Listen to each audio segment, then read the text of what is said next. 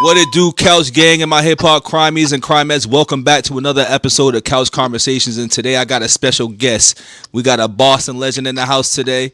One half of the group, of the rap group named the Dunners. He's a veteran in this rap game. He got crazy punchlines, mafioso flows, and he's rapped with some of the best in the game.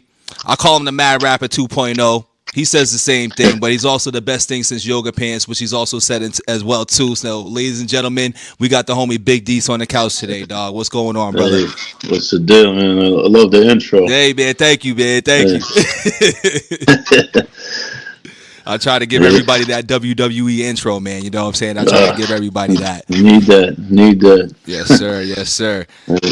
But how's things going, man? How's life, man? How's the rap journey, man? Just tell us what's going on.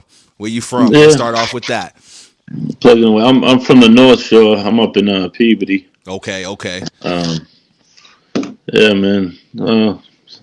Just plugging away just like you, man. Mm-hmm. Balancing the rap career with the 9 to 5 grind. Listen, we all balancing, man. We all balancing at the end of the day for sure. Yep. Word up. How did the rap journey start, man? I got a couple of questions. Like, when did the rap journey start for you? And do you remember your first verse? It started in high school, I guess. But my boys were rhyming first in high school, and I always like I think I might have wrote a rap like back in 3rd grade, like. But I mean, then I didn't touch it for years. Like I was a big fan of my mom playing tricks on me, and the cadence that I had written in 3rd grade was kind of like that cadence of my mom playing tricks on me. But I was always into sports, so I didn't start rapping until like senior year of high school. Okay. But I was keeping it on the low because I was terrible. You know what I mean? I wasn't a natural by any means. I was pretty much when I went to college at UMass Amherst. Okay. And then that's when I really turned it on. I was like, I should have been studying, but I was in the dorms rhyming for like pretty much. I'd freestyle for an hour every day, and then I entered a rap battle. And I lost to my boy, etc., who I was in the camp with, still in the camp. But we were big in the Boston scene. Probably like 2007, we peaked out. Like we were headlining shows. We had a write up in the Globe. But taking it back to college, etc., beat me in my first battle, and then. There was a guru from Gangstar. He was on that Jazzmatazz, so he was doing a show, and there was an open mic before, and etc. was up there, and I was like, I gotta get my get back right now. So we battled again, and I beat him. And then after we were 1-1 versus each other, we just kind of like fucking started chilling all the time, formed a group, and it was pretty much like rhyming school up at UMass Amherst. We would get like fucking 3 blunts a night and then just freestyle, like throwing each other words for like 2 hours. The sessions in the ciphers, word. It was crazy, man. It was just rhyming like obnoxiously. Yeah. That's dope. So it's like you didn't sharpen your skills throughout time by basically just filling up the notepad and rhyming in the dorms and stuff like that. Now, would you choose? Yeah. Would you rather say that you pick freestyling over writing? Which one would you rather choose between the two? I think like what I do best is probably freestyling. Like actually off the head. If you like compare it to like I put my freestyle up there with just about anybody. I think Harry Mack I got to give him credit. Like people hate on him, but he's taking that off the top to like the way he can tell a story doing it. Word. He's taking that like, but I mean, I would say the thing I have on Harry Mack, I think he's a better. He's taking it so far. I gotta respect it, but I'm huge on the syllables. So if you throw me like some compound words, the shit that I can match like 3 syllables at a time, that's like my strong suit. But at the end of the day, if I'm like showcasing my skills in like a cipher, I think like I'm going on my writtens. You know what I mean? Yeah, right. I could freestyle all day, but like, there's nothing's gonna beat like what you actually formulate. You know what I mean? It hits a lot different when you write it down on the pen and the pad with the pen and the pad, right? Right, because it's Word. just it's so polished that it's But freestyling's fun, man. I love it.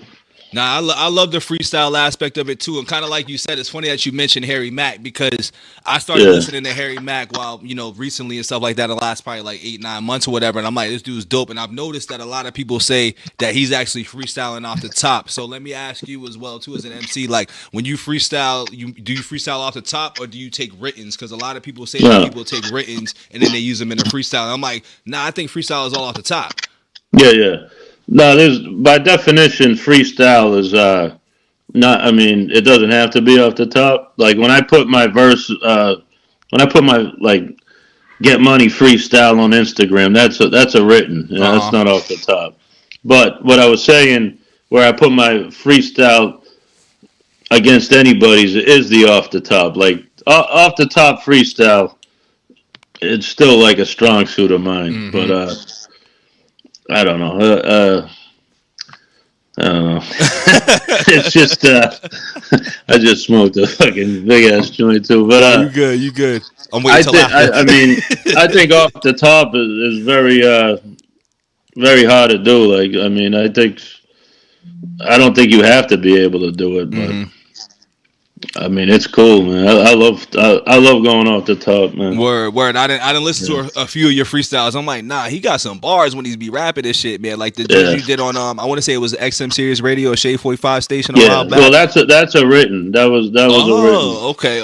Okay. Anything you hear, like if you're going to like a Shade 45, you gotta.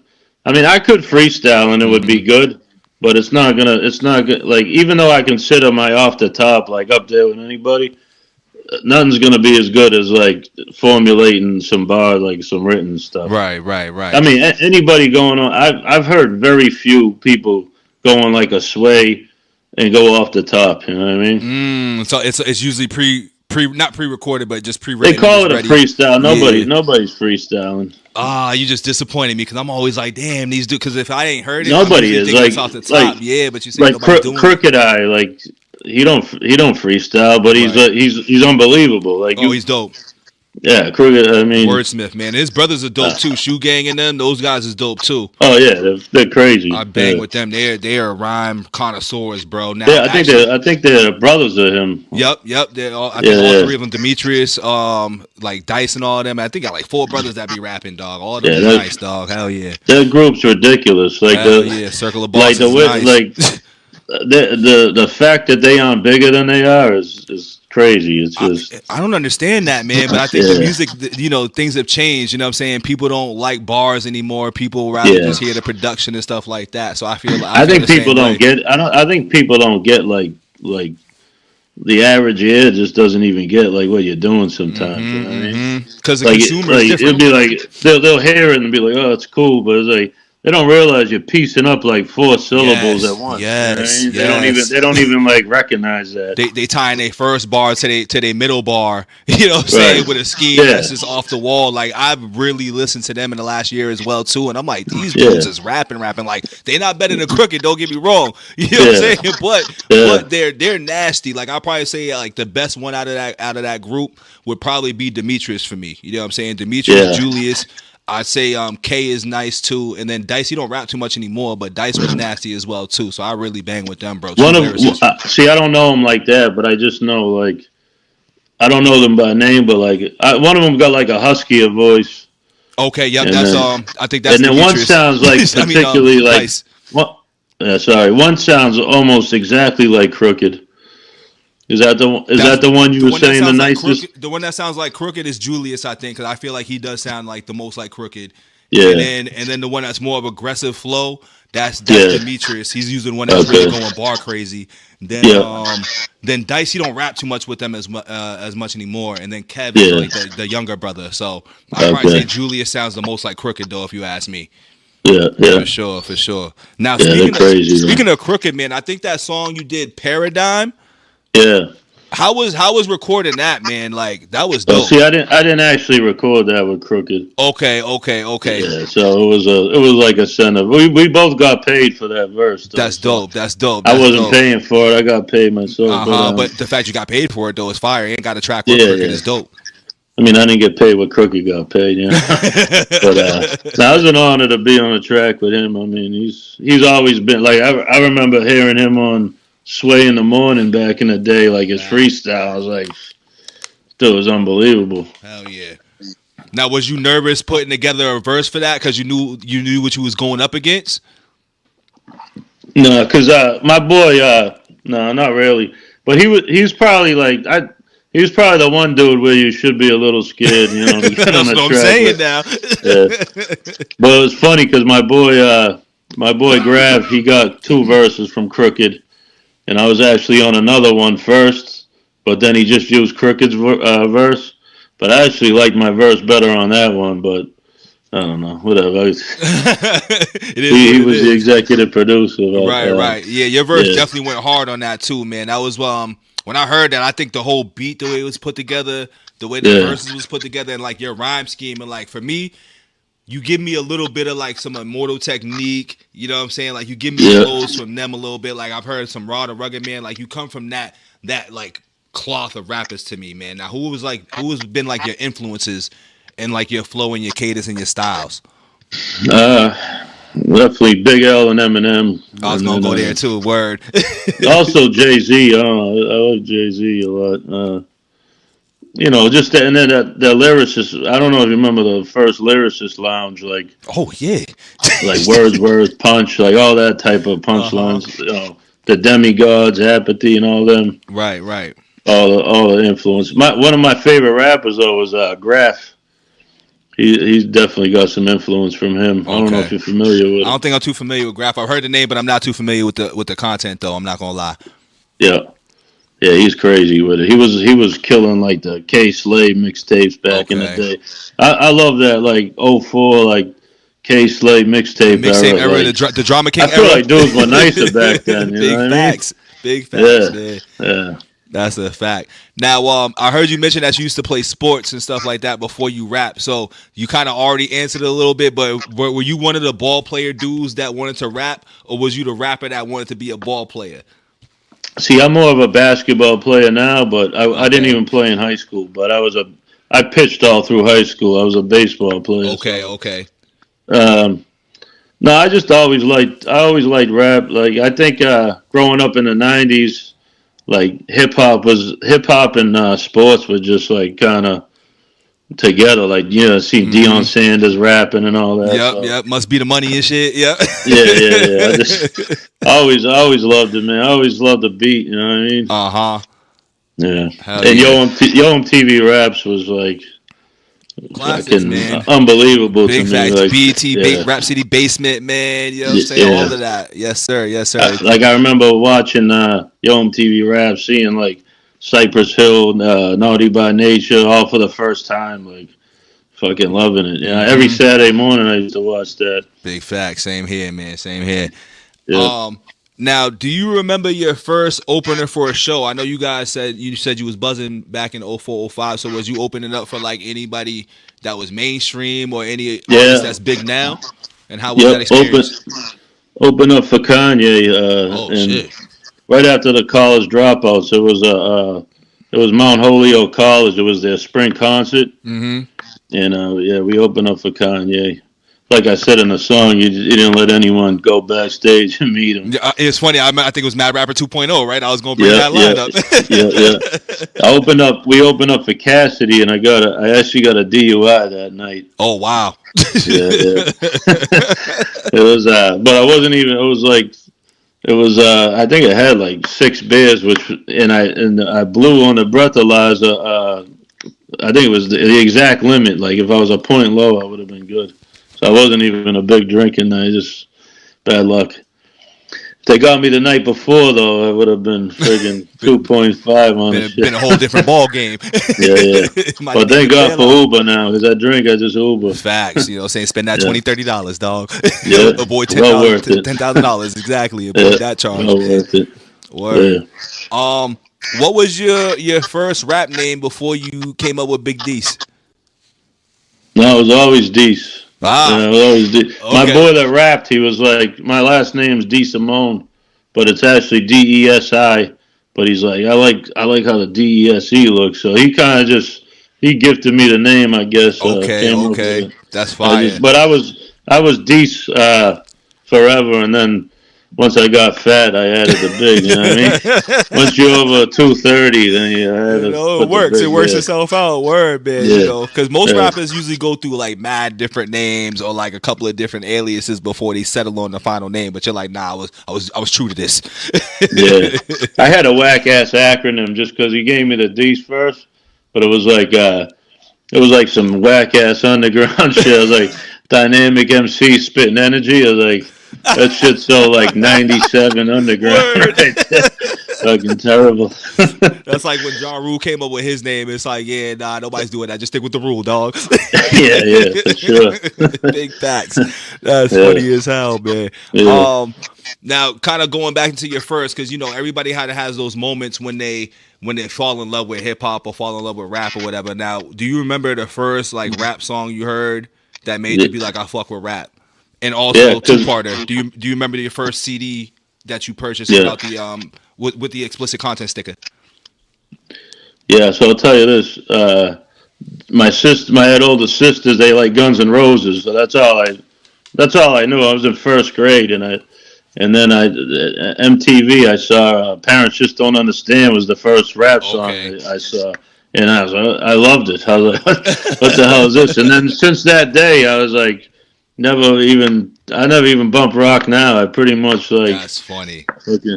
And then for the first CD I had, I don't even think it was explicit though. It was Low End Theory. I knew like it was like maybe a year or two later, and I Okay. knew every word to that tape. I used to play that tape like constantly.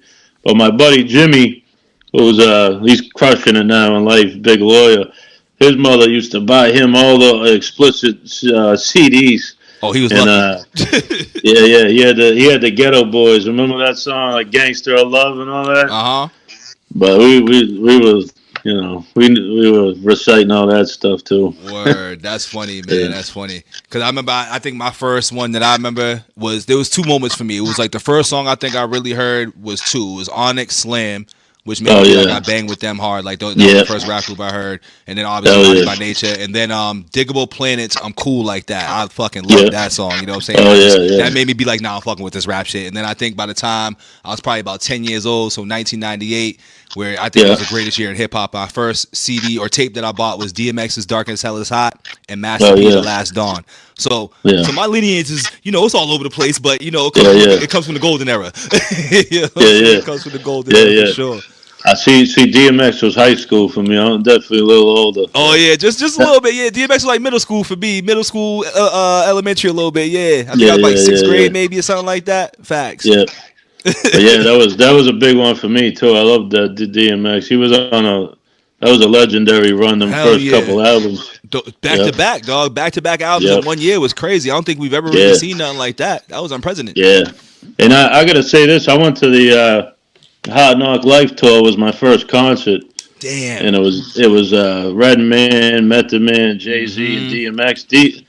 DMX was the best performer I've ever seen. When he was like on that in his prime, like not on the On the drugs. stuff. He Yep, was yep. unbelievable, bro. No hype man, like sounding like the album. And the funny thing is I've that never. his crowd control was crazy. That's what It's everybody said. unbelievable. Yeah, and you Yeah, saw that shit yeah, live. Damn, yeah, I know yeah, that shit was unreal. That was when it was all popping too. yeah, Hell yeah. yeah. Damn, taking me back with that one, man. Because that was one of those Yeah, concerts I actually, wanted to go Jay to. Jay Z is one of my favorites, but I think performance wise, he might have been the lowest on that. Because Red and Especially at Meth that were time, crazy right? too. You know what I They mean? knew how to put on a show back then. Yep. Because they Yeah, had the Wu Tang yeah. experience and everything. So, Right. It was crowd surfing. hmm Yeah. I feel like Jay probably didn't have like good performances until he started involving like a band and stuff like that. Like once he started Yeah. doing the Blink 182 compilation, I want to say once he got it, or Linkin Park when he linked it Lincoln with Linkin Park. Park. Yeah. Yeah, I feel like that's when he Yeah. started implementing the instruments and putting on good ass shows. But before that, I think they was pretty whatever. Yeah. Jay-Z's Unplugged. I love that when actually Jaguar Wright was singing. Remember Yeah, she that was one? singing it. Yep. With the Roots for the band. Mm-hmm. That was great. It's funny how everybody forgets about Jag. I'm like, nah, Jag had the talent, man. She Jag was was a beast talented. on the Hell Heart of yeah. the City song. I still like. I have the audio of that. That shit was fire. Hell yeah. Jag's a Yeah. beast, Yeah. man. Jag is definitely Yeah. a beast. I wanted to get into the Dunnas, man, and just tell us a little bit about the Dunnas and the group. And I heard a couple of tracks recently, and I was like, "Oh, this was banging! Like that shit had that boom bap hip hop sound, man." So Oh yeah. how did that start, man? Where did you guys go about with putting that group together?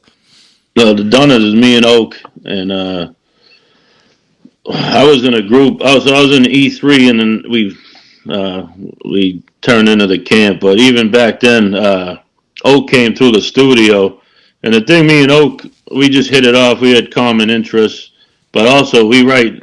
Oak writes. He's like the one guy I think that writes a verse faster than I do. So then we were like, we could get a lot done. So I think like maybe '07, '08 that we formed the Dunnas. We actually have like 4 albums before streaming that I wish they were up on streaming.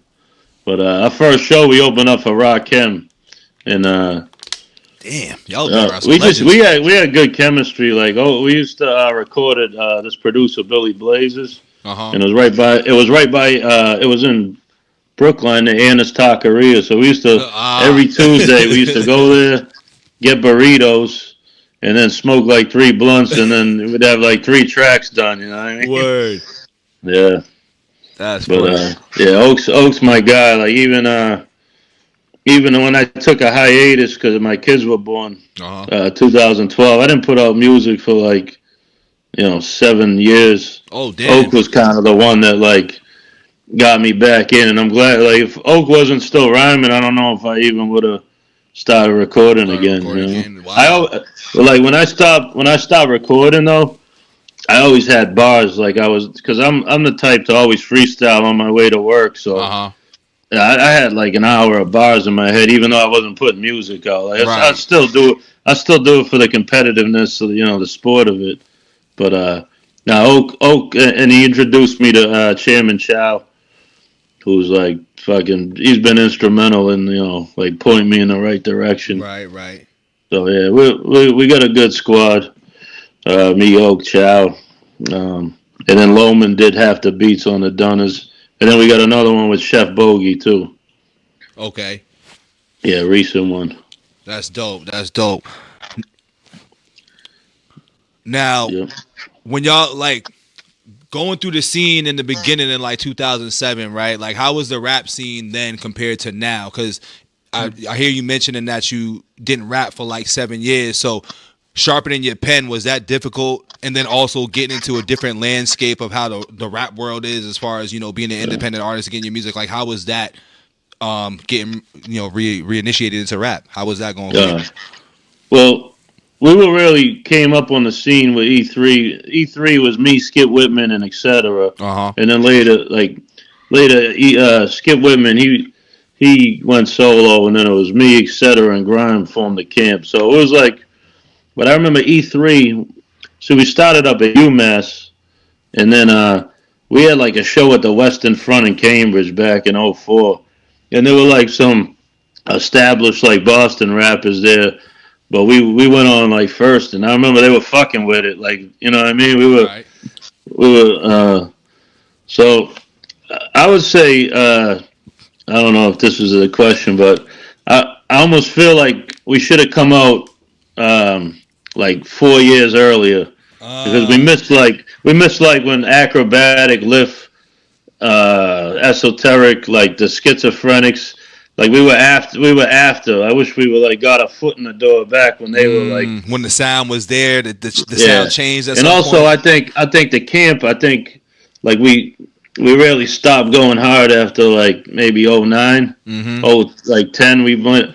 I wish we kept going because the internet was hitting. We were like Buzzing. before the first surge of Boston underground rappers. But then we were like we gave up before like the internet was really booming. So we Right, were like right. we kind of the time just bad It was timing, just I out of guess. sync. Word, damn. That'd be Yeah, the worst too. yeah, But yeah. And it's then never too when I late. came back, it was like I said, I was still had more bars than fucking anybody. So when I came back in, it wasn't like there was no rust. It was like I was still fucking bar your life away. Uh-huh. You know what I Right, mean? right, right. But I will say this, like uh, from the first solo album that after the break dad bars, now it's like I'm like more comfortable. I've put out so many projects that I'm probably the most comfortable I've ever been recording. So not that maybe there was no rust with the bars, but maybe a little rust as far as like how you sound in a studio. You know what I Mm, mean? okay, like the mixing and mastering of everything, basically. Well, just and then what you're going for too. Hmm. But I don't know, finding your lane, I guess. But Right, I'm right. kind of all over the place. I got a couple different lanes, if you ain't noticed. Yeah, I got the Italian shit. I got Yup. a dad bar album. I got the depressive No Respect, and then Uh I got huh. like the punchline shit. So I don't know. I don't want to rap the same way every time either. Right, You know what I right. mean? You It, want to get, have a it little gets bit of old. Like versatility. yeah, but I Big think facts. sometimes people that do that, like I'm gonna tell you, like the coke rappers, right? Uh huh. They almost that almost works better, I think, because people know what to expect from them and they just stay in their lane, and people love that. So Right. hats off to them. But I also say about them that they're not. I don't think they're as well rounded. Like they can't do any You're style of boxed music. in, right? You're boxed Yeah, in yourself and yourself in a box. So, yeah, word. yeah, Now, I heard you bring up "No Respect," the second yeah, tape, with Mike Martinez. Once again, I like to say dope production on it, dope bars. You know what I'm saying? yeah, I got a few songs on there that I like, man. And I think yeah, for the start, I'd say Money Go. yeah, Just passing by and sleeping cats. That was like a dope ass little three songs in there. The whole thing was dope. Too yeah, quick, if you yeah, ask me. I will say it was too quick, but I know in today's landscape of music, people can only listen to goddamn 2 minutes, 3 minutes of a song yeah, and shit. You feel me? So, what was your yeah. writing process for that tape and going through it? Well, shout out to Mike because he makes every like I don't know what I got 10 projects maybe more with him. He Uh makes huh. everything easy. He makes everything easy for me. Like I pretty much got a rap, and then he just takes my vocals and he does. And he comes up with the cover. He puts it on streaming. I don't know how to do any of that technology shit. You're like, I just laid the But as bars. far as writing for it, I wrote that probably like in 3 weeks. Like Okay, once we damn, decided we fast. were gonna do the sequel to No, because we have No Respect. This is No Respect too. Mm-hmm. Then I knew like the vibe I was going for, and those are more depressive songs. So I think I wrote that in the winter. Like Uh the huh. getting dark early, bro. Word. Listen, we all I how that write a is, bunch of dog. shit like Facts. that. You had Meteor. That Yeah, was one of the main songs. I was like, oh yeah, he mad at something. yeah, Like, yeah, because for yeah, me, I took the theme of that album of the mixtape. The theme for me was, bars mixed with a little comedy. The world is fucked yeah, up. Fuck yeah, work. Why we got to do it? The yeah, music grind and the lack of yeah. respect. You know what I'm saying? Am I accurate with the theme there?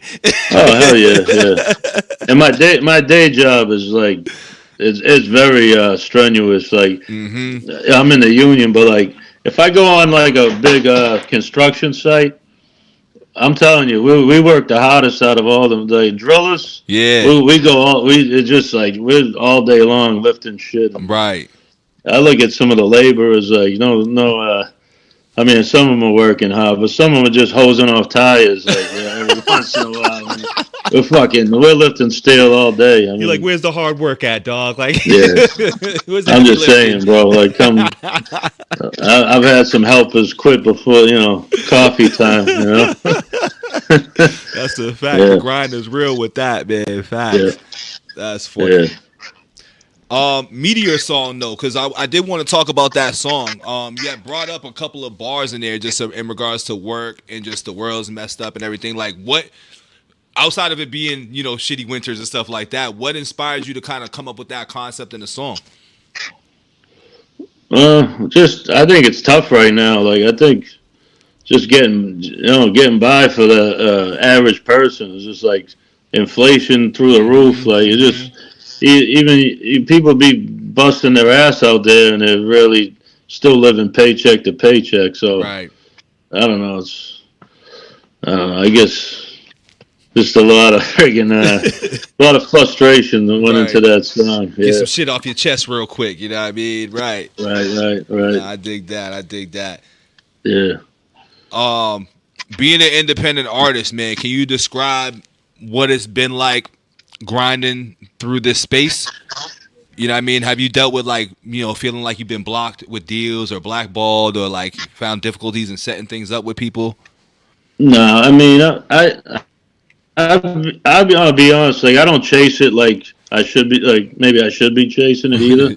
I'm kind of like I put my music out and then I mean, I don't do much else really. Like, Right, right. I'm not outside because I'm working friggin' every day and during the week, and then I'm up at 4:30. I'm in bed at like 9 during the week. You know what Shit, I I mean? wish I could do that. So, but I'll say this about myself is like I'm the type like people fuck with my shit and they're like even rappers bigger than me. I'm never the one to ask for like a favor though. You know what I mean? Word. Like I know some I feel like people that's could the help me mass in out, us. a little I bit, think that's throw a me a mass verse thing. here and there. But I'm never like, yo, you mind doing? Fuck it. If they want to do it, they can fucking tell me. You Facts. know, It's I'm something not about us chasing Bostonians anybody that be down. like that, bro. We always have that like nonchalant, like not it is what it is, but I'm not about to do extra stuff if I ain't got to do it type of shit. Like Yeah. For that's real. word, man. That's funny as hell. Yeah, I thought that was just me. yeah. So we're prideful too. We don't want to ask. No, I don't want to Yeah. ask for no favors. Because all favors. Sometimes people ask for favors and then people expect favors in return. Sometimes it's like a transactional Yeah. thing. You know what I mean? No, So we're I'm like, not with nah. that pay to play at all. Like I don't. Facts, I never facts. paid for. Yeah, I never paid for nothing, bro. For real. I'm like, if it don't happen organically, it just ain't meant to be. You know what I'm That's right. saying? That's That's really right. how I Go fuck am. yourself. Listen, Right. I had to dealt with that doing stuff like this. Like somebody was like, yeah, contact my booking agency and shit. I'm like, I'm talking to you right now. Like, why do I have to go through the Yeah. booking agency if Oh I'm yeah. talking to you directly? Like Yeah. that means I got to Exactly. pay to play Yeah. then. So I'm like, nah, Yeah. I'm good. I'm good. Yep. Absolutely. So that's real, Yeah. man. That is real shit. Um, Yeah. now, what keeps you attacking this rap thing, man? What keeps you grinding in it, man? Like, cause some people, if it ain't working out for them or if they don't meet a certain goal, they're just like, fuck it. So, Yeah. like, what has kept you going? It's just a new sport for me. You know what I mean? Competitive It's nation. like the competitiveness, Yup. and I've done it for this long, and it's still. I mean, the bars are still there, and what am I gonna do? Stop and then just friggin' let it go? I work too hard to stop. Like Right. even if the career ain't where it should be, I know the bars are. Like this is a craft. You know what I mean? Right. So Right. I don't know. I think I'll always do this shit. And that's what I Maybe like not to see. always put out the volume of music, but as far as like, I'm always gonna have bars. I'm always thinking of like punchlines and shit. Yeah, And it's funny because I feel like as we get older, right? Like, you see the younger generation come up and rap, and then like people that we've grown up liking, like it used to be a theory that rap was a young man's game and a young man's yeah, sport. But do yeah. you feel like it's a young man's game or a young man's sport? Because we've had our legends come out with great albums and No, shit. You you know what I look. mean? Yeah. You're dropping projects, bro, and still sounding better than half the rappers out here. So it's like, do you feel that way? Nah, you look at this year. It's like this year alone. It's like Clips. friggin' the clips. I love the Ghostface album. Yep. Think L There just was dropped more something too, to it. I was right? like, LL. A lot of people. Facts. yeah, just I mean, Redman. Everybody's rapping at a high level. It's friggin' in their 50s. You know what I mean? Yeah. And I'm not even there yet. I'm still You still still in 44 young right man's now. game, So then. Yeah, you ain't have to have surgery, yeah, Mark, man. You good? yeah. Well, even them, you probably seen them old dudes from like England. They sound like rapping. Them, they sound better than the young boys. That's I a think. fact. You know, and it's Yeah. like, do you feel like sometimes you have to update the flow, so to say? Because like for example, like a Melly Yeah. Mel, right? You know what I mean? Yeah. Melly Mel can't hip hop or hippity hip Yeah. hop and you don't stop in 2025. So do you feel like you have to like readjust your Yeah. style in today's world versus how you rapped in 2007? Yeah. I'm always studying. I watch a bunch of like battles and high end lyricists. You know what I mean? Crooked Mm-hmm. Eye, Graph, 38 Special. I was studying. You know, 38's dope too. you gotta modernize it. You know, it's still Mm-hmm. your style, but you're adding little tricks to your bag, just like a basketball player would. Right, right. Big facts. You You know? add a little step back Yeah, in there. You add a little euro. yeah. Might add the euro next year. You know what I mean? Big facts. Yeah, And now speaking of too, we rolling right into things too. I like how these are syncing up. yeah, What's your rap album of the year? I heard you mention Clips and a couple other guys. Now for me, I think I put Clips as the rap album of the year. But yeah. what you got out there for an album of the year? Rap I album. think, I think the Clips, but I don't know. I like that Ghostface album. I think it's Okay. just personal preference. Though I think if I'm being non-biased, I think the Clips, but I like the Ghostface, but Word. I don't know. I bumped out a couple more times. I feel that. See, But I ain't got to the Ghostface the yet. music moves so fast now that like Oh I man, don't tell me stay about on an album either. So it's like I'm It's not like I'm bumping it like in the past where it. like Mm-hmm. 6 months I'm bumping this album. I Right, bump it right, like right. maybe 3 times and then I'm looking for something new. Well, like honestly, I'm almost instrumentals like friggin' every day in the car. So I'm working on That's my because you own sharpening stuff. up the pad. You sharpening up your pen. Yeah, that's why it's You like that for gotta, you. But yeah, hundred you percent. gotta, Me as a yeah, consumer, man, I gotta be yeah, able to listen to the album, especially if it's good. You know what I'm saying? So for me, if you got a good album and yeah, it's really giving some replay value, I'm gonna yeah, stick with it. So for the last like year and some change, I've stuck with the Clips. I've stuck with Death of Slim Shady. I've stuck with the Force album yeah, by LL. You know what I'm saying? So I like to listen to it because I want to yeah, catch the layers of story, the production, the bars. Like yeah, I need to break it down. So for me, I think I just yeah, approach it differently for sure in that regards. But it's funny that you mentioned that because music yeah. does come out so fast and it's a microwave, but it's so much good music. But then something else comes out next Friday. You know what I'm saying? And Right, then it's like right. hard to keep up. So Yeah, as you too, man, like how do you navigate making music in the short? I call it the short attention span era because I think this is yeah, exactly where we're in right now. How do you manage making music? yeah. That's like you said. Like the No Respect album was a little short, but it's like you almost, it's a dilemma as an artist. Like you don't want to make an album too long because you put it out and then people are like, when's the next one? You know what I mean? So you Mm-hmm. kind of gotta spread it out a little bit. You know what I Right. mean? Um, like I say, things move fast, and also with me is like I'm rapping so much that like sometimes I don't want to hear rap. Like I'll put on like '90s R&B is one of my Uh favorite genres, or if huh. I'm cooking a nice meal, I might put on Sinatra or So now I'm something about to like say, I that. feel like you're a Frank Sinatra guy. Oh hell yeah, Sinatra, Dean Martin, yeah, I love that. Word. I mean, I heard a Yeah, lot of samples in your mixtape too. Like you was pulling from a lot of that too, with the outros or the interludes that you had in the mixtape. You was pulling a lot of that. yeah. Mike hooks up all them like references. Word, which is fire Yeah, too, man. I yeah, think movie Bogey too. references and pop culture references are fire in any sort of like project people put Yeah, out. me and Bogey, we like two of our albums. Maybe two are like Sopranos. Because Mm-hmm. I thought I watched The Sopranos a lot. Like Chef Bogey, he friggin' I'll say a line. I'll like be watching The Sopranos. I'll text him a line. He can say the next line in the fucking I'm the dead. scene. He watches that like He might as well be an extra in the nonstop. show. Might as well. Yeah, Word up. That is a classic show. What's funny is I never finished that show though. I watched the first season or two, and I never actually got a chance to finish yeah. that. I ain't You gonna lie. gotta. I heard it's a Yeah, you classic gotta. though. Yeah, yeah, you gotta finish that. You know, and I'm a big movie mobster guy too. I love my mob shows and shit too. Don't get me Yeah, wrong, man. Like my yeah, casinos and all that, Goodfellas. Like I love my movies yeah. like that for Goodfellas sure. my favorite. Okay, okay, yeah, Yeah. that's my favorite one too, and that's actually gonna get into my later on questions real quick. But we Okay. gonna save that. We gonna save that for later. We're Uh, gonna put you in a bind with that one. yeah, yeah, yeah. Hell um, yeah. let me ask you as well too, man, because a lot of people don't like to lose, right? And when I say this is that rap beef and rap battles, it seems like the losers say that, rap battles and rap beef is bad for hip hop, aka Ja Rule. I just watched him do something with Mello talking about that. So I want to ask you as an MC, do you feel like rap beef or rap battles are bad for hip hop? Nah, it's fucking exciting. You know what I mean? Yes. Yeah, that's the only way I think about it. 100%. It's exciting. Like sometimes it's corny if like I'm not feeling the artist, like I might just not care about it. But Right. I mean, I remember like Cannabis and LL Cool J were going at Epic. it, like freaking, 50 Cent and Ja Rule. I mean, Jay-Z, Nas, Eminem and Benzino. Benzino. Yeah, come on. Oh, I mean, I find it entertaining. Word. Now, do you feel like because when people lose, because once again, it goes back to nobody likes to lose. So do you feel like when they're saying that it's because they lost, but if the shoe was on the other foot, they wouldn't even care about rap beef and rap battles? Because outside of, let's see, Biggie and Tupac, and then, a handful of people in between, not a lot of like violence comes out of it. It's just a lot of dope records, I feel like. And once again, you can probably attest to this. Hip hop is a competitive sport, right?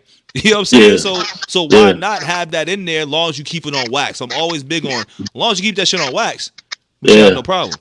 Yeah, like Tory Lanez and Joyner Lucas. Remember they were going? Yep. They were like wasn't even beef. It was just like trying to rap each other. That was dope. That was like dope. For the sport of it.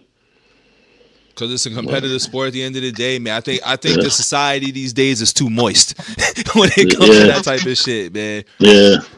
People a little softer these days, you know. It's like, come on, man. Yeah, absolutely. Word. Going into the next one, man. Do you think hip hop is dying? There's been a decline in, I guess in sales and whatever amongst the census. But do you feel that way? Yeah, maybe on the mainstream, like, you know what I mean? But what we do, you know what I mean? Like the boom bap shit, that's kind of just always going to be there. You know what I mean? Like, there's good hip hop always going to be out there. It's like, but you got to look for it. You got to know what you're looking for. Yeah, it's not getting pushed out there in the main. Like, even like my boys, like back in, they'll listen to the same hip hop from like 20 years ago, and they'll be like, "Oh, there's nothing good coming." I'm like, "There is. You don't fucking look for it." Yeah, you stuck in your window. You gotta stay up. You gotta tap in. Word. Yeah. Who are some dope MCs that you would put out there, like whether they're in Boston or just in general? Like, what are some dope artists out there that you would recommend people listen to? So many from like this area. I mean, Checkmark was one of my favorites growing up from the skits. My guy Snook, Superstar Snook, Easy Money. I don't know, and then there's so many. I like listening to Wax. I don't know if you're familiar with him.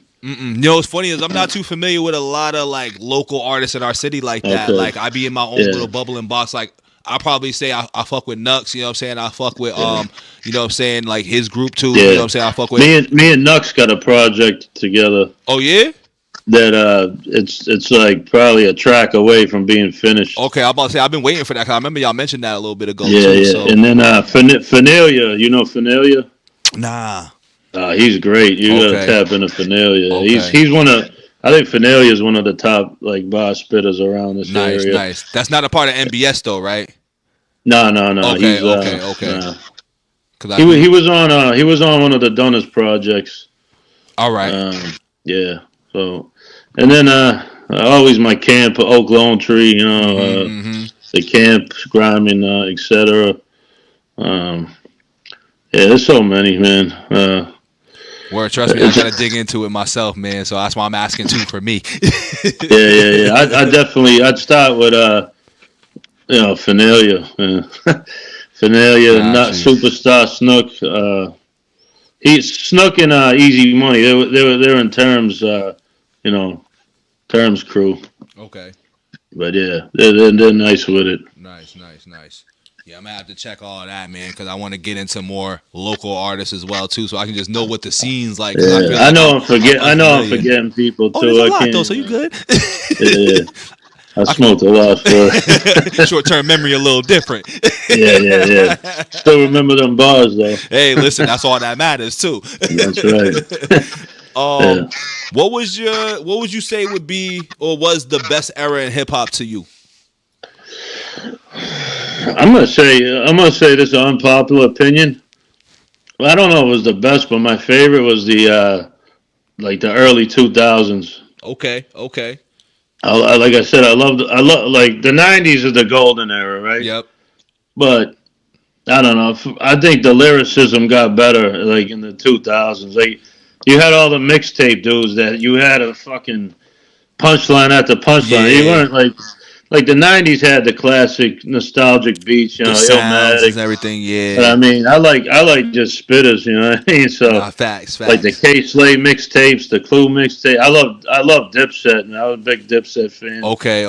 I love the Locks. I mean, when Yep. they went at it, that was Oh the yeah. Locks watched them though. Oh yeah. The locks. You talking about G Unit, right? Yeah. Oh no, Yeah. Dipset, the Locks and Oh yeah. Well, they Dipset on watch the everybody. verses. That Yeah. group watching everybody, dog. Jada Kiss is, Monster.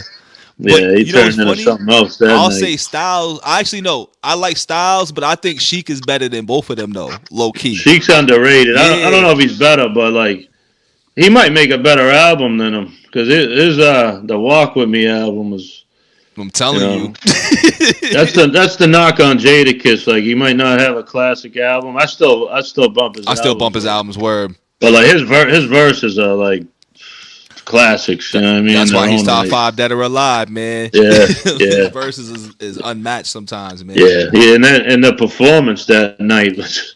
Oh, You talk woo. about like I don't know. I saw DMX live. I told you was the best, but that Jadakiss After that, performance, hell that yeah. was that was That something shows that he else. still got it. That shows that he knows how to rock a crowd. And I think that's a part of being a master of ceremonies, being a true Yeah, MC. You know what I mean? yeah, Because a lot of people can rap and spit and do whatever, but they don't know how to yeah, command a crowd and run a show yeah, like that. And I think that's important in like showmanship. yeah. And Dipset wasn't ready for that. They nah, thought they were just gonna play some joints, uh-huh. and then like Locks, they were ready for the They were battle. locked in. Yeah. Big facts, man. And I think with them too, I mean, correct me if I'm wrong. Do you think Jadakiss set a precedent on how to do a verses? Because before Jadakiss, these people Yeah. like people weren't doing verses like that. You know what Now I'm it was saying? friendly before, Yeah, it and was then friendly, he whatever. turned it into like, yo, let's see who can perform better. You know what I mean? Because like you Let's watch see with who's Cash nice Money like and them, that. you know what I'm saying? Yeah, It goes and it's funny. It goes right into what I was about to talk about with the verses too. You yeah, go into Cash Money and I feel like Cash Money took it because they performed on stage better than No Limit did, and they had a yeah, superstar. They had their superstar in Juvenile, where I think yeah. Wayne Cash didn't Money was perform. I missing. didn't see that. Did Wayne perform with him or Nah, no? they played no Yeah. a Millie for like no reason, which made no sense. And then Imagine if Wayne like performed with him. oh yeah, if Wayne's there, it's changing the whole dynamic for sure. Because now you Yeah, got Wayne and Juvie with two superstars versus No Limit. Their superstars yeah, were Mystical, who wasn't around. Mia X yeah, held it down. Don't get me wrong, but you know yeah, what I'm saying. Silk and P. You know what I'm saying? They like hand in hand. I love P and Silk, don't get me wrong, but I think that their yeah. superstar power on Cash Money side just outmatched them for sure. Nah, they were a little nicer. I think Cash Yeah. Money just yeah, And I think they had better hits for the global scale. You know what I'm saying? Like, yeah, No Limit, they had the hood classics, right? But yeah. Cash Money had the hood and they had like on a global scale, so to say. So I think that's why they just took it, in my opinion. Like, Hmm. and I like Cash Money songs. I mean, No Limit songs, don't get me wrong. But just Yeah, I look at performance when it comes to verses and what you can do with the crowd and how you commend the crowd and stuff. yeah, So, for sure. and speaking of verses, dog, random question, not a random question, but it's been conversation since this verses. Um, Jay-Z versus everybody. Jay-Z has Yeah, said that, nobody can stand on a stage with him in a verses. And me personally, I'm like, I think that like there's not a lot, but if I was to pick five, I'm gonna pick Nas, DMX, Ludacris, T.I., and 50. yeah. I'd go my number one maybe Kanye because Kanye just catalogs crazy. Yeah, his catalog is ridiculous. Yeah, but I and think then on a scale because I feel like Kanye's catalog blends with Jay's, so it's kind of like you're yeah. hearing the same I don't thing. know, but hit for hit, like I don't know, man. If I can, I think Kanye You just might hit Kanye's cool one. the production. Is just Hmm. you know And performance. Kanye can perform too. That's another thing. Yeah. Going against performance in a verse. It's not about your songs necessarily versus what you do. And even your lineup. I think your lineup plays a huge part in it as well too. Yeah. You know what I mean? Yeah. But I I'm think a big Jay-Z fan too, so I mean, but a little I bias, don't know. little I bias. mean, no. I'm just being. I'm trying to be unbiased. Like I don't know if he'd run away with anybody. You know what I mean? Right, 'Cause right. I think people can match him. Yeah, same. I don't think Like it's a wash. if DMX was alive and like never did drugs, he might wash everybody Oh just on yeah. that performance. He was The fucking energy alone, then he'll bust out a prayer. You know what I'm yeah saying? He'll bust out yeah a prayer in the middle make of you cry. that thing. Yep. Big facts, big facts. So Uh, so overall, Jay-Z's not walking anybody down. Like it'll be a tough bout for Jay, basically. It ain't gonna no, be I easy mean if he's Jay gonna makes it smash a seem. lot of people, but I think there's a few that could hang with him. You heard. Even Eminem, like I don't know. Ooh, see that goes. You know, it's funny I had that lined up. Talk to me. Yeah, You think yeah, Eminem can stand with the verses with Jay? yeah. I think maybe like if it was like I mean people hate on his new stuff, but it's still technically like the shit he's doing technically is Oh still yeah, like it's still out of this world. fucking wrapping circles around people. But Mm-hmm. I don't know. You can like if he ever did a versus, he could pull a Jada Kiss and like put on like a Who Shot Ya and just do a couple freestyle rounds and then you know what I mean? Yes. But Jay can do the Yeah, same thing, and Jay witty. You know what I'm saying? Jay yeah, is yeah, also witty with it as well. But my thing yeah, is with the M and J verses, based off of the standard of a versus, right? I yeah, don't think M has the tracks as far as like a versus vibe. You know what I'm saying? yeah. He Versus might vibe, not. versus energy. Because like for me, if I put on imaginary players, right? What is Yeah, M going to put? And that's like B-side shit. You know what I'm saying? What yeah. is M about to play to match imaginary players for a crowd? He'd have to put on like a track like I never knew You know what I'm saying? Right? Or I like am, whatever I say yeah. I I am. think like M's a little more. He don't have like the hood classics, Yeah, he obviously. don't You know make what that I type of mean? music. You know what I'm He's a saying? little more. His production is a little more mainstreamish. You Yes, know. yes, yes. That's also Jay Z versus Nas. Then you like Jay Z. Like Nas's shit's more hood classic than Jay Z's at the same time. You know what But I mean? Nas's stuff leaked more into the mainstream. I feel like in that Yeah, popularity and that sound. Like you can say Uchi Wally, right? You can do Uchi yeah, Wally yeah, and then play I don't know fucking Money Cash Holes, right? Those will be yeah, matched up side by side. You know what I'm saying? I can yeah. pull up a lot of tracks for Nas, Yeah. and I'm like, That would if be a better matchup. That'd yeah, be a better. Yeah, Jay Z and Nas would probably be the matchup. you know, that would be the match.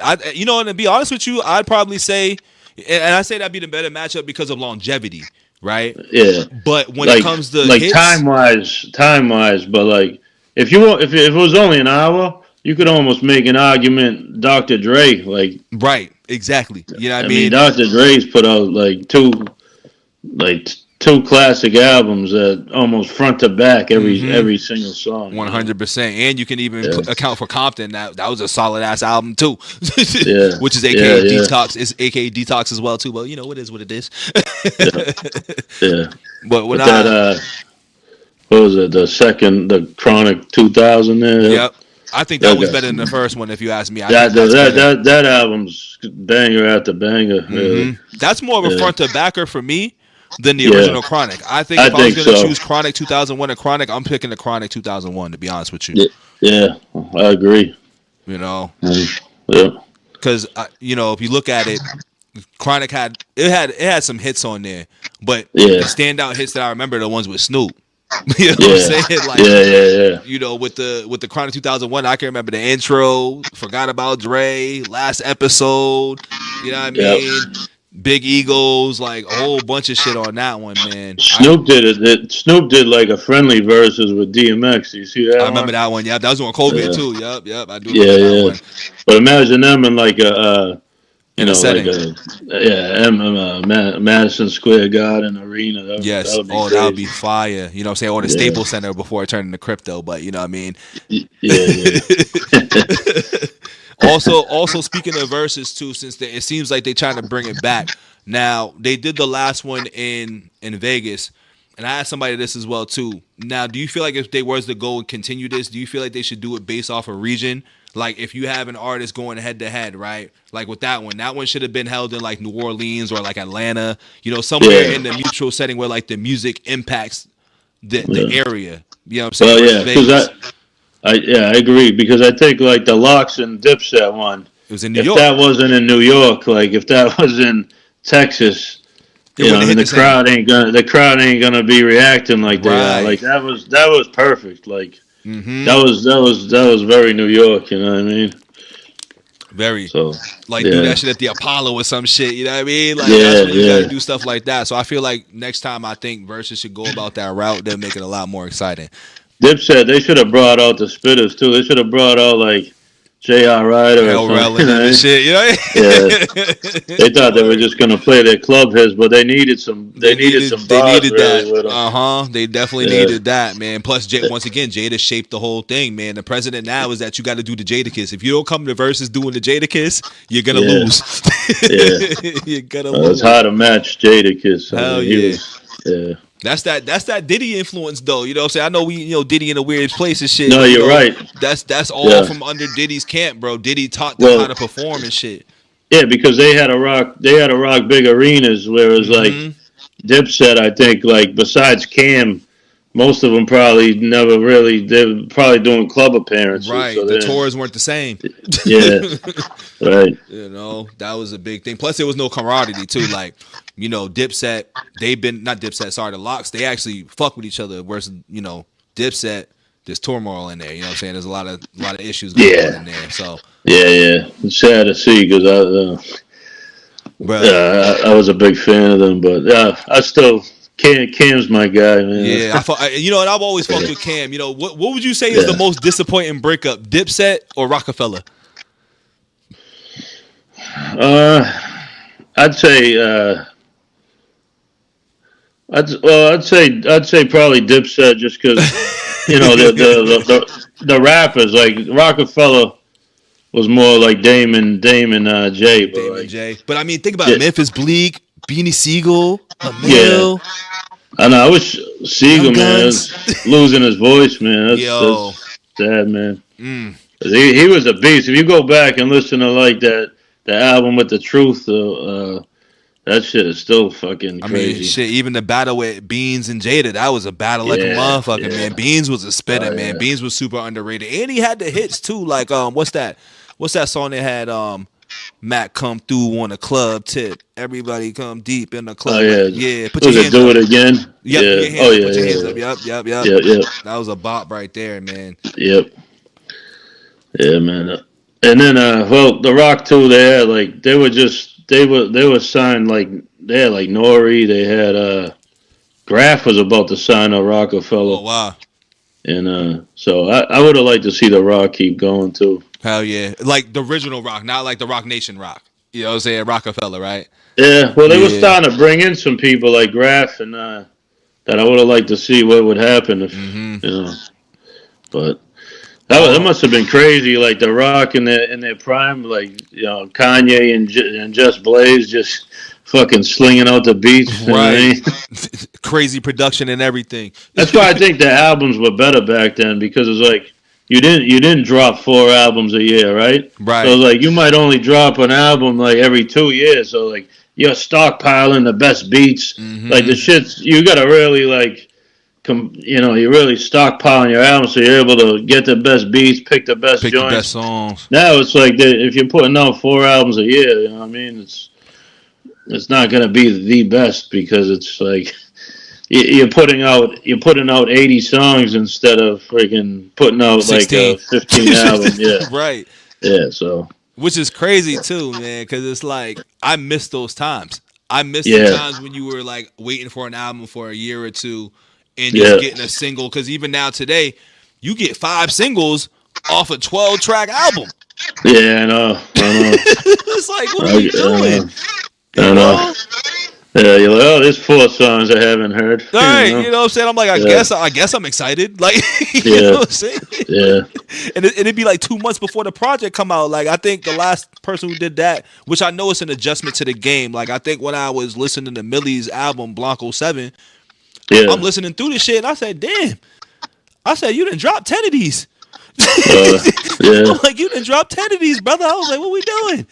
yeah. It don't hit the same. You know what I'm saying? I know. I think people need to go back to that a little bit. I think we need to And go then back like to that. I'm a huge DJ Premier fan. So it was like Mm-hmm. back in the day, it was like almost like everybody's album. They had like one DJ Premier beat that was just a fucking banger, you know. Right. But like, I don't know. It's just it was different. Times have changed, dog. I'm Yeah, glad I was able to experience those old times.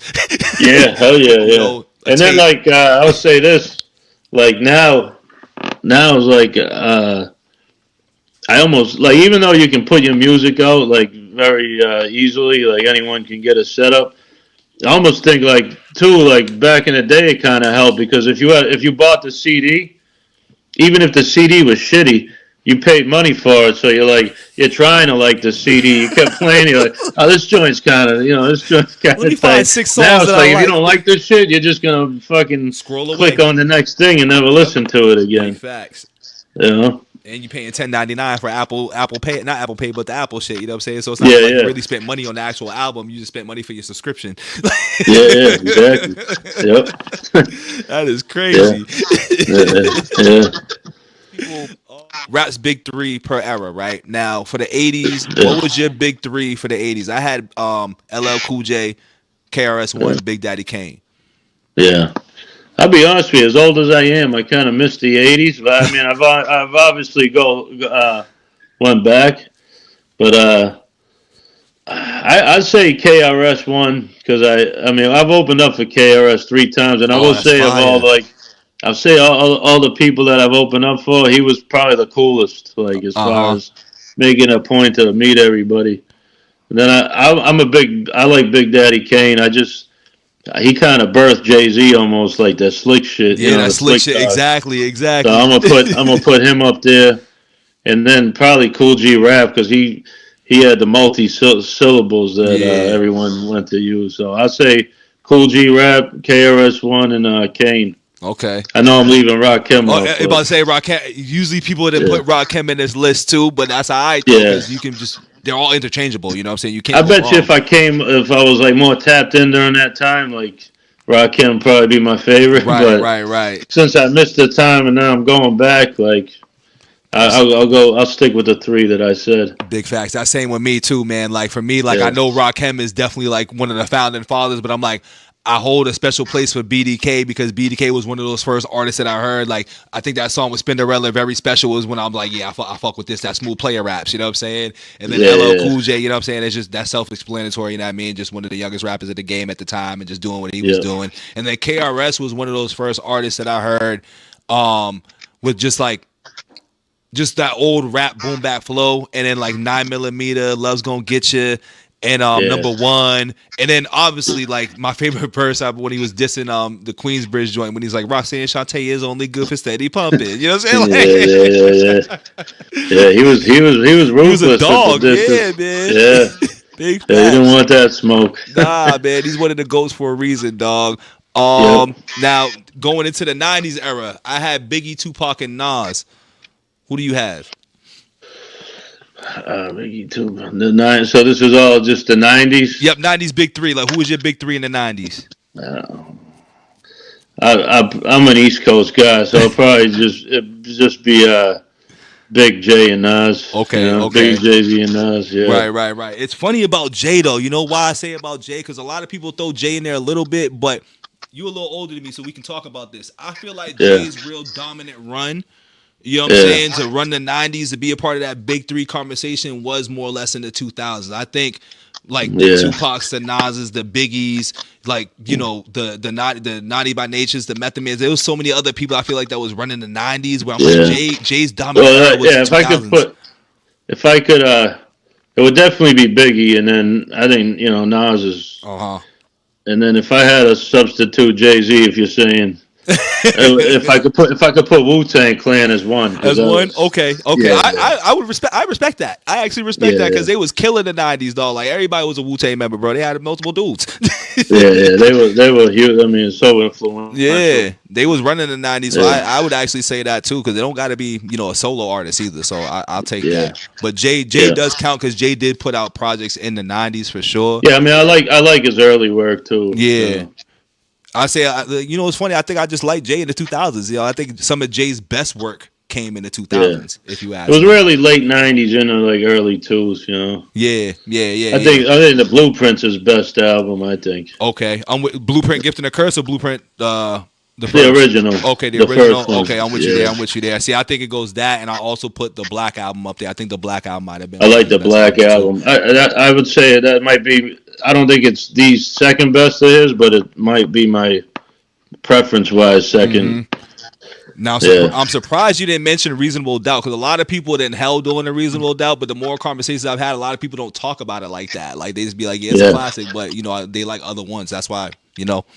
Yeah, I even like the Lifetime Volume One because I had Mm-hmm. that on cassette tape. You know what I Yep, mean? yep. So The good old and that cassette has tapes, AB the side. that has the imaginary play. I always love that That's joint. my song right there. Hell yeah. Yeah, And then City is Mine is a sleeper on that joint too. City is Mine. yeah, yep. And was Friend or Foe on that? Or was that? I feel like that might have been reasonable. I feel like Friend of Foe might have been Yeah, reasonable. yeah. It sounds Okay, reasonable to me, but I can't remember. yeah. Because Jay got so many goddamn bangers. I know. That's the crazy I thing. know. It's funny that you say you didn't mention West Coast artists for that. Because I feel like the West Coast was definitely running the 90s a little bit, like Q, Pop, Yeah. saying Digital Underground and them and shit like that. But would you consider yourself, I say New York bias, but we from Boston. So it's like you have Yeah. East Coast bias. I think I do. Yeah, I think I do. I love Pac. Like I Get Around. I actually had that single on cassette tape, Yep. and then I think once Biggie, once he had the beef with Biggie, then I was like, "Fuck Like I'm this." choosing sides. You know what I mean? I loved Biggie. I was a huge, but it came on in the work truck. I don't have. It's old, so I don't have my phone hookup. So I was listening to either 94.5 or 96.9 the other day, Oh and shit. usually they're playing that fucking Kendrick Lamar like every friggin' 5 minutes. But randomly they had on they had a Tupac song. I was like, this might be my favorite Pac song. It was, the Gangsta Party with Snoop. Oh, I was two of like, America's Most Wanted, fire. Hell yeah. that I love that track. I forgot about it. That's definitely one of my favorite Tupac tracks for sure. Yeah, But I think it's more yeah, Snoop's flow and cadence on that for me. You know what I'm yeah. saying? Actually, Pac Even, too. yeah, Pac was killing that shit too. yeah, yeah. That beat, man. Big facts. Big facts. Yeah, Next one is the good old 2000s. I got JM and 50. That was like clear cut for me. yeah. I guess I'd have to put M just because he's so influential, and then that's a good list. If I had to sneak one guy on there, it might be Cameron. I'm like Hey, fair. yeah, yeah. I love the Purple Haze album. I love. Yup. I Yeah, think Sports, Drugs, and Entertainment was another good one in there. Dog, Horse and yeah. Carriage was out there. Like, And then the whole Dipset movement. Yeah, yes, that was a good 4 or 5 year movement though too. I feel like '04 to yeah, '08 maybe somewhere around there. yeah. You know what I mean? Then you had Joel Hell Santana. yeah. That was when Joel Santana was at his peak though too. He was a monster. Hell Yeah, yeah, hell yeah. I can't feel my sad. face days, everything. Yeah, he was Yeah, supposed to be yeah. up next, dog. I'm mad that he didn't like get his shot like that. He was supposed to be He going up. messed this shit up, man. Sad to see him now. Kind Yeah. of. I root for him, but it seems like he's not. The rap ain't Can't where get it's back. at. He can't get back on track to Yeah. where he should be. That's Yeah. tough. That's always a tough to watch the fall from grace sometimes, man. Also, you could put Kanye there though too. Yeah, yeah. Yeah. You can put T.I. Kanye's a too. weird one because know? like he might make the best music, but then you're like, how much is he writing as a lyricist? Like I And don't know that's how my much thing. ghostwriting. Yeah. And that's my thing. Like now, it's funny Yeah. that you bring up ghostwriters and stuff like that. Do you respect ghostwriting?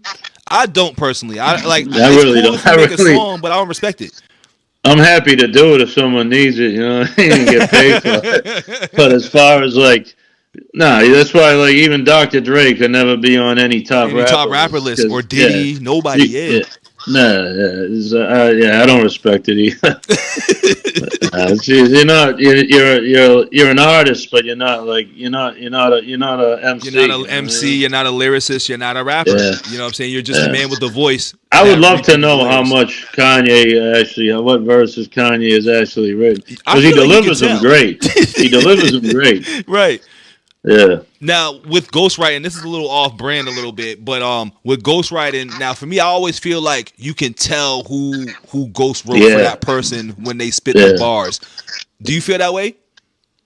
Not always, but then like if you tell me and then I go back, I'm like, oh And yeah, I listen, can you're like, see okay, that. yeah, I hear that. Yeah, yeah, Like yeah. Jay-Z wrote, what was it? Still Dre. Still Dre. You can hear Can Dre's you flow write all on Dre's that. verse on that? Yep, yep, yep. And then Eminem obviously wrote all of All of Forgot Dre About shit. Me. Yeah, that shit's a fire verse that Hell he gave. yeah. You can just hear Yeah. M's flow and Dre. You can hear Oh anybody's yeah. flow and Dre rapping. That's the funny thing. Like Yeah. even Yeah. even back to like, express yourself. You can tell Cube wrote that. You know what I'm Yeah. saying? Wicked Cuba, capabilities. Cube might be like, he might be my top West Coast rapper. Oh yeah, he's definitely my number one Like, for me. when I was watching Yo MTV Rap, so before I was like heavily into the New York scene, I was just seeing everybody. Uh-huh. Cube was one of my early favorites. You know, Cube was one of my early favorites because of No Vaseline. I think when I heard No yeah, Vaseline, I was like, yeah, Cube's one of those yeah. dudes. And then what he The did with Cypress Hill. check yourself before you wreck Yep, before you yourself. wreck yourself. Today was a good day. Like Cube Yeah, was running. that's a great song. I mean, Yeah. Cube yeah, was running the 90s, man, too. That's why it's funny I had to ask about that New York or Boston or East Coast bias because I'm like, we missing out some East Coast artists in this big three in the 90s, especially because that was Cube was running it. Even with yeah, making movies and everything as well, too. yeah, Players Club, yeah. Fridays. Cube was doing his thing in the I, 90s. yeah, yeah, absolutely. He's like, yeah, but I'm gonna be on my East Coast bias shit though. It's all good. Like, No, I'm popular opinion. I might even have Cube over Pac for West Coast. hey, I ain't gonna. I'm with you on that. We both unpopular Yeah. today. Yeah. And then Game's actually underrated. Yeah. The Game. I think he's got a couple classic albums. So He definitely does, and he destroys yeah. my favorite group, G Unit. So, like, I gotta give Game mad credit for that. Like that 300 bars and what he did with dismantling that group like that when it was a superpower at the time. I gotta give him credit where it's due. So, Game is definitely top 3 West Coast artists. Like it would be Cube, Game, Kendrick for me. Yeah. You know what I'm saying? And then Pac can be in there, but I think I just like. I must be my age, but I never got into Kendrick. I don't know. I ain't gonna lie. I just started getting into him. You know what I'm saying? I Yeah. would say with this past battle, it just started me like being like, oh, I can rock with him because for me, Yeah. I gotta see you in battle too. In order for me to like rank you as a top guy, I gotta see what you do in battle. And that he See, did what he do. being in a work truck where I don't have my I don't have my phone hooked up. Uh-huh. I've heard that song so much on like The radio. I hate it. Want to jump out of the truck Right. when I hear that song. A lot of people want to pull their hair out because it's a bop, but it's that annoying ass bop when you keep hearing it. When you keep hearing that, Yeah. you just Yeah. like fuck. Like, Yeah, yeah, but I'd say every other song in that battle I loved way more than Not Like Us, which is funny. Like Not Like Us was cool, but I think I liked Euphoria. You know what I'm saying? I like 616 in LA because that fit more in my category of how I like to listen to, rap battles and rap disses and shit. Not Like Us was just to kind of out bop the bop man, you know what I'm saying, which is Drake. You know what I'm saying? I wasn't that tapped into that battle. I'll be honest, my boys were sending the tracks, so, and I wasn't even listening to them. Yeah, give no time of day. Word, that's funny. Well, then you got to think, is Drake writing his shit? So if he's not, I don't want to fucking hear it. You know what I mean? It goes back to what we say. That's why I always say, I'm like, I can't put Drake in certain categories of anything because I know he has ghostwriters. Once that's exposed, and then also I'm like, if you can't freestyle and you're looking at your BlackBerry and your phone to rap on a freestyle, I can't back that. Especially as somebody who like I grew up with rapper. I'm like, rappers freestyle off the top. They never use the phone. They didn't have ghostwriters. Like the ones you did hear having ghostwriters, they lost their their cred. You know what I'm saying? So it's like I just can't back it. I'm cut from that cloth.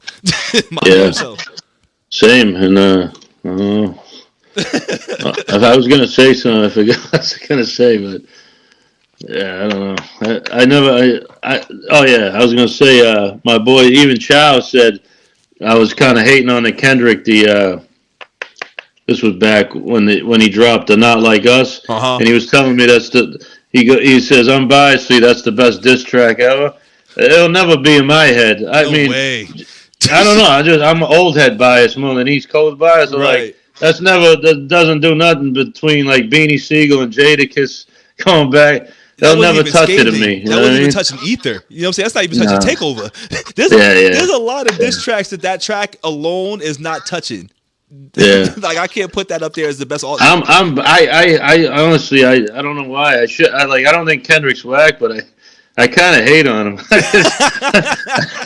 Not even that. I just I don't like his voice. So like, That was me. That was once I upon a time kind of me. tune out. I'm with you Yeah, there. The alien yeah, voices and all that shit like that. Like I just wasn't yeah. with the voices for the most part. But the battle turned me. You know what I'm saying? It Yeah, changed my opinion on him a yeah. little bit. All right. He And said then the new that. one, the new hit he got, it kind of sounds like the diss track. Which one?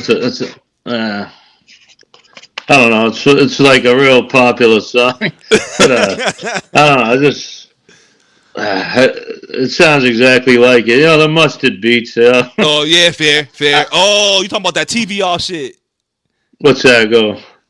Where he goes mustard. Turn Yeah, this yeah, TV yeah, off. Turn the yeah, TV yeah. off. Yeah. Yeah, yeah, yeah, I yeah. love that song. I ain't gonna lie. I Sounds the love same that to me. song though. That song's See, I fire. can't out of that era. See, I kind of as a fan, I like really don't like much past 2010 unless it's like an underground rapper. You know what I I'm mean? dead. This is why I fuck with you right now. You know what I'm saying? Because I'm on But that I'd same say out of page. like out of Kendrick and Drake in that era, Yep. J Cole by far. J Is the Cole's one. yeah for me. That's funny. I mean, and it's funny because like I was gonna say what's your big three for the tens, but I really stopped fucking with rap in 2000. So like the tens, it's a standard for me. It's Drake, J Cole, and Kendrick, kind of for the Yeah, same reasons. You know what I'm saying? Like, yeah, those are the big three, I guess. But right. And I'd say Kendrick's um, the best out of all of them because I actually don't think Cole's the best because he backed out of the beef. You know what I'm saying? When yeah, you back out of the that was beef, pussy. yo, so puss. That was wild pussy. Yeah, yeah, Big facts. That made me like put him yeah. down a lot of notches because I'm just like, nah, It did. you can't throw rocks and then hide your hand. Like you can't do Yeah, that. he seems like a cool dude, but that was pussy. Word. I'm like, it ain't got nothing to do Yeah, with you as a man, but if we talking about this rap shit, that was pussy. yeah, yeah, It's a big yeah. facts. You don't do that. Hell nah. You might as well should have not even made a track. You know what I'm saying? That's how I Yeah. looked at that. But you jumped out and then you said, nah, I'm good. I was like, oh, I can't respect this. Now I'm I guess, I guess if you're going after 2010, like, I put like Griselda up there because uh-huh. you know what I mean. Benny the Butcher They and write stuff their like that. You rhymes. know what I mean? Like, I think. because when it comes to the tens and the 20s, I don't got much, dog. Because like Nah. my music knowledge and catalog goes to 2007, 8ish. You know what I Yeah. mean? Yeah. Yeah. Because even that, But there are people I like that are just under the radar. Like, yeah, you that know. don't get the spins and don't get the Yeah. radio play. But Yeah. that's why the internet's like clutch because you get a lot of those artists that aren't gonna get the radio spins. Because I think the radio also, when it came to just hearing new rap or dope music, that shit died in 2007 to me. You know what I mean? Yeah. Yeah. Yep. It's been rough. Yeah. It has. Now here's the fun part here, man. We get into the fun part of this, dog. This is my A and W's, my answers and whys. We're gonna start off with this, man. So who is like the most important rapper that ever lived for you? Like the top, we'll give you three rappers that are like the most important to ever live. Yeah. Oh, you want me to say three? Oh yeah. Oh.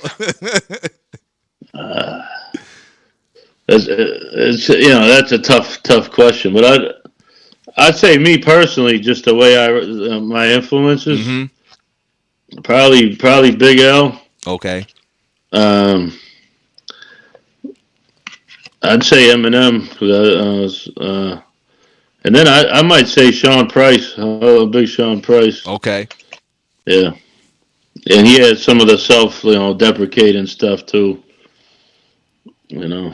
Word. I'd say them three, yeah. No, I feel that. That's not a bad list, man. That's not a bad list. 'Cause I think there's a lot of people that came through in the past that have like left their mark in this game. And like for me, I'd say I'm agreeing with you on Eminem just because I think he just changed the landscape of rap on like a global scale. He played a huge part in that. You know what I mean? He changed the way like not how storytelling is being told, but flow patterns and cadences and rhyme schemes. Like he kind of changed that a little bit as well. You know what I mean? And plus, like I just fell in love with M as an artist as soon as I started listening to the deep catalog. I'm like, this dude's just different. You know what I mean? He just his early shit, like the ruckus type shit. That's my favorite. Right. Yeah. You know, I like that 95 to 2002, 3-ish era of Eminem. You know what I mean? That's like my favorite Eminem. You know what I mean? And like he changed hip hop entirely with that. And then also, you know, another important rapper for me, I would probably put KRS-One. You know what I mean? And my list always varies, but KRS-One just because I feel like he was one of those founding fathers as well too in like the early 80s and like the come up and shit like that. And his sound and just like his intellectual bars for me, you know what I mean? And then he was a true MC, like moving the crowd. Exactly. Yeah. And then also LL, you know what I mean? LL is one of those first artists for me that like I just started really banging with. Like I want to be like LL. I had my one pants leg up like LL and shit. Like LL influenced like my style and shit like that. Now, do you think he still writes his rhymes? Because I heard rumors like Eminem was so I was about to say it's about that Eminem song, huh? The 4, 3, 2, 1. No, the can when he dissed Cannabis. Cannabis, yeah. They said maybe Eminem. They wanted Eminem to write the verse.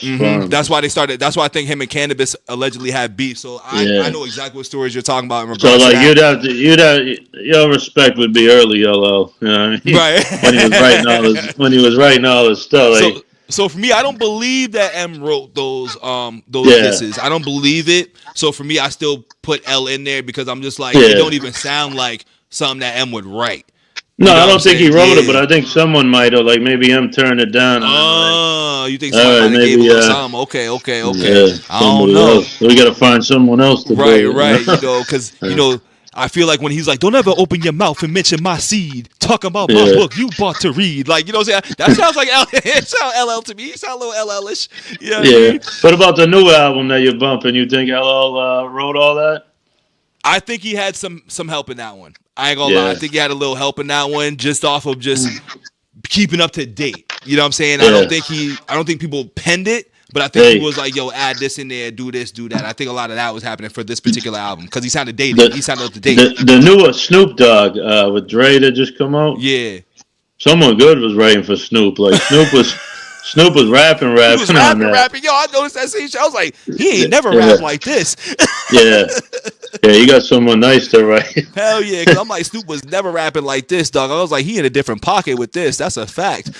Yeah, which that album was okay too. I ain't gonna lie. That whatever it was, No Protection, whatever it was. The one like Jelly Roll was on it. Yeah, Missionary. It almost sounded. The production wasn't really typical Dre. Like it was cool, but it almost sounded like Pharrell produced it. You know what I mean? It was kind of like a Timbaland or some shit like that. Like, it didn't sound Dre produces like I wanted it to. Yeah, but it was still. I thought it was a cool little project, but it was like I say, the music moves so fast that like. Even though I thought it was decent, I probably bumped it, twice and then moved on. Yeah. Like, all right, this is cool. Something else. Yeah. I think I might have even went back to GNX at that point too, to be honest with you, because GNX was a hard album too. Yeah. That joint was hard. Yep. I asked this question as well too, man. If you had to choose, which one would you rather choose, Swag or Moxie? I think they're kind of similar, don't you think? In its own sense, I think in its own sense in a little bit, but I feel like what do you think separates? What do you think separates Moxie from Swag? Like, I think Moxie is more like what you stand on in character. I think Moxie's like you got a little. I think Moxie you got a little more balls, right? Right. You're more brazen out there and stuff like that. The Swag is more about like I think Swag to me feels more as like what you wear and like what you see on the outside. You know what I'm saying? I think I'm naturally external.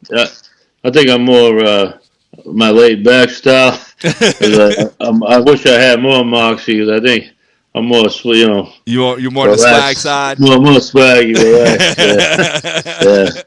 Nah, Sometimes you need a little more balls to make it far, but right, and the I balance do is what I always do, you good know. too. Facts. That's Yeah, fire yeah, though. You're actually the first person that's actually chose swag. yeah.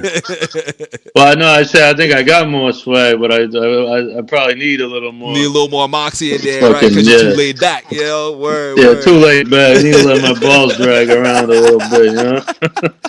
Let Yeah, them know who the fuck you are. You know what I'm saying? Like, yeah, yeah, word. yeah. All right, the next one, man, and this kind of goes back to what we was talking about earlier with just like old school stuff. So, Rap City basement or 106 and Park Freestyle Fridays. Ooh, jeez.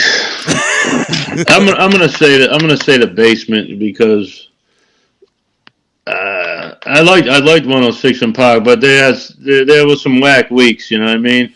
The basement you had to be nice to You get have to up be on nice there, every time, dog. but Like, it's close. It's close because Blind Fury, man, he I was about to fucking. say, Blind Fury was the one that set the tone for that shit. Facts. And then I love Poster Boy. He was just smooth as shit. Uh You know? huh. Uh, yeah, but the basement was. Basement had a There's lot of some classic there's some moments too. classic basement ones. Fabulous Cassidy up in the LL basement. Cool J. Yeah, But what's funny, I'll give you a little funny one about the LL Cool J one though, right? I didn't yeah, realize that freestyle he did on the toilet was yeah. actually a whole verse. It was a Yeah, whole verse off his album. I was a little yeah, upset about that. I was very upset yeah. about that. But that's what I mean. That's like even Eminem when he went on the basement, he's not freestyling. Like those are verses. Those are verses You from can you, somewhere. you can tell because I've heard Eminem freestyles. Yes. Like it's not flawless. It's good, but it's like you know what I mean. He'll stop You hear here, that when break you hear them here. rhyme schemes formulated. That's a written. It's Right, like right. yeah, So like kind of like almost like a Coast Contra, you know what I'm saying? Like that group's now. I don't know if you heard of them, Coast Contra that yeah, goes yeah. on I've and heard does their them. thing. Yeah. Yeah. Do you think those Did schemes are I hear written? that like Rashcast is one of them's One, son they're or all something? related to somebody's son. Like they're all related to Yeah, the I think yeah. Rashcast. I think Yep. yeah. The twins. I think the twins are his sons. Okay. Yeah.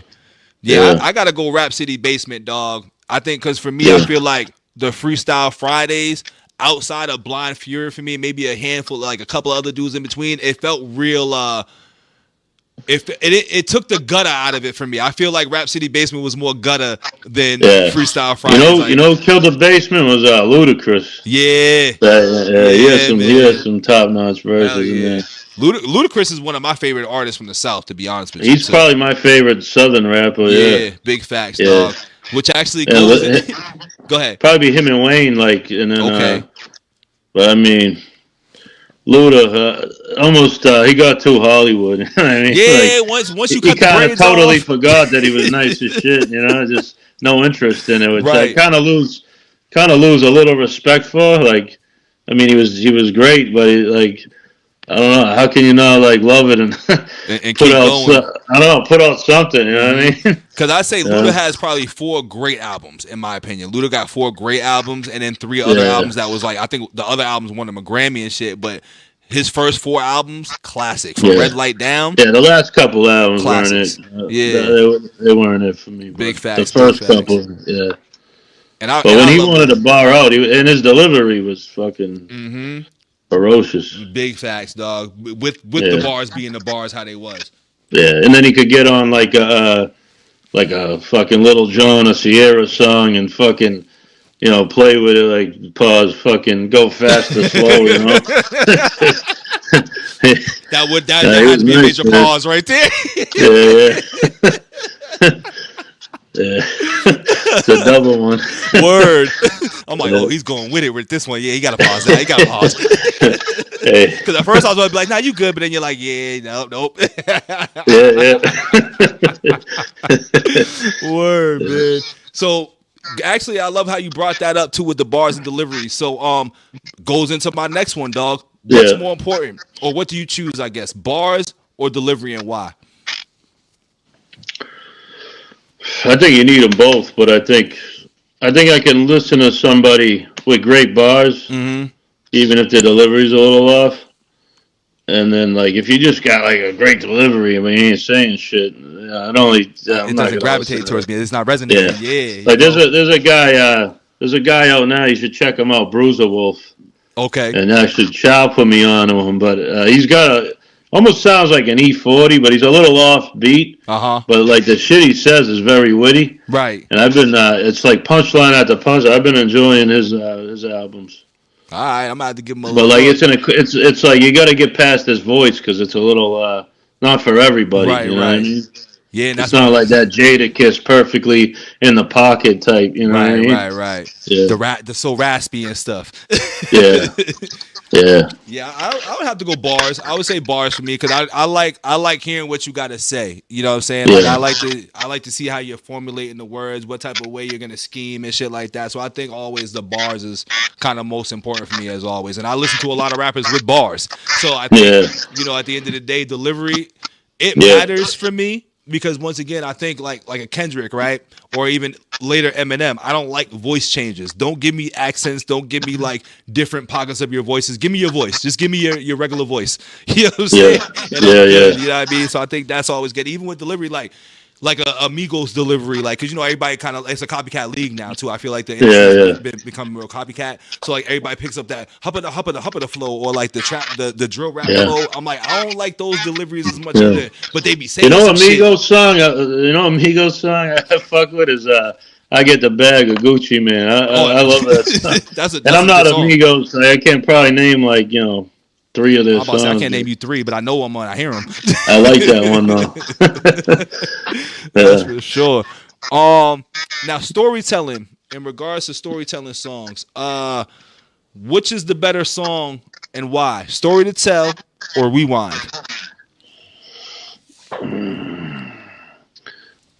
See, that's a tough one, but I'd say I think I got a story to tell is I like better, but I think Mm. creatively Rewind is a superior like the process in the writing that is superior. Telling It's the story harder to do. backwards, it starts at the Harder to ending. do, yeah. You know what I'm saying? I And think it's a that's great something I've never concept, seen. yeah. Yeah, cause But like Biggie just entertains me. You know what I mean? nah, I feel you. And Biggie's a great storytelling rapper Yeah, too. You know what I'm saying? yeah, So I yeah, do get that. A lot of his songs are based off storytelling, but I think because this one was based off a true story, as far as we know, yeah, allegedly. yeah, And with this one here, I'm like, damn, because like a lot of people talk about those songs equally. You know what I mean? Between Rewind yeah, and Story to Tell. But I'm like Rewind. I think it's just the whole backwards concept for me, man. Like telling a yeah, story backwards and then being able to visualize it, and then also, you know yeah, how music videos used to be back in the day. They used to have yeah, that same type of imagery, the yeah. same way Nas is rhyming. So I got to put that as like the overall. But Story to Tell, Rewind is next level like creativeness, yeah, but like you almost got to listen to it like too focused, where like story to tell just flows like it's just a good, right. you Like you're know. you're just following the story as he goes along with the bars, Yeah, right? it's You just a know, you could play that at any time. Like yeah, you got to be tuned into that rewind. You big know what I mean? facts, big facts. Yeah, yeah. But Um, I heard that might have been Anthony Mason that's on what I the was saying. I think it mix was too. Anthony Mason. Yeah, yeah, yeah. R.I.P. Anthony Yeah, Mason. yeah, Yeah. yep. Word. Legend. Um, next one, dog. DMX or Tupac, and why? DMX. I like the East You like the Coast. East Coast dogs that bias? I told you, DMX was the best performer that I've ever seen. Like, I don't know. Tupac was like Aura. yeah, his aura was next level. But I don't know, Mm-hmm. just for me, DMX, I think he had better bars. Right.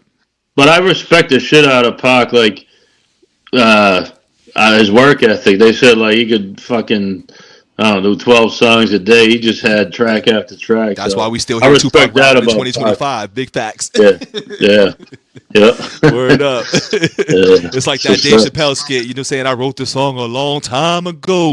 A real long time ago.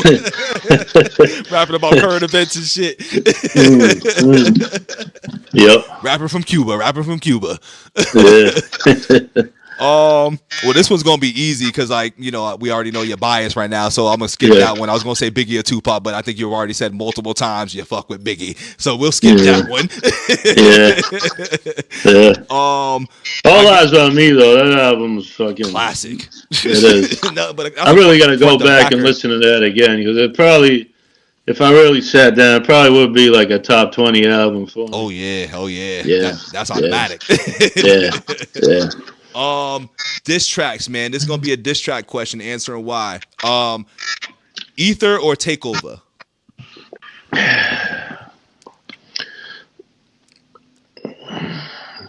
See, at the time, I like Takeover better, believe it or not.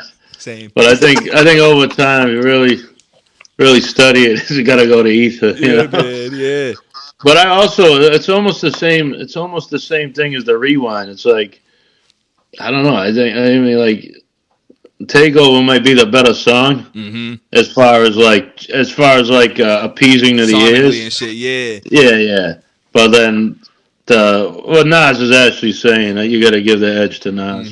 The way he was spitting is a Dame Diddy, Dame Daddy, a Dame Dummy, like all that shit. You know what I'm saying? Yeah. Cockapella Records and shit. Like the way he was just splitting Jay in two with just dissing him. I'm like, this is great. You know what I'm saying? And then on top of that, because a lot of people argue Takeover, but for me, and let me ask you this as well too, because I got a gripe where if you gonna diss a motherfucker, you need to focus on your main priority. You know what I'm saying? You can't just go dissing somebody, but then send shots out to like 5 other niggas, right?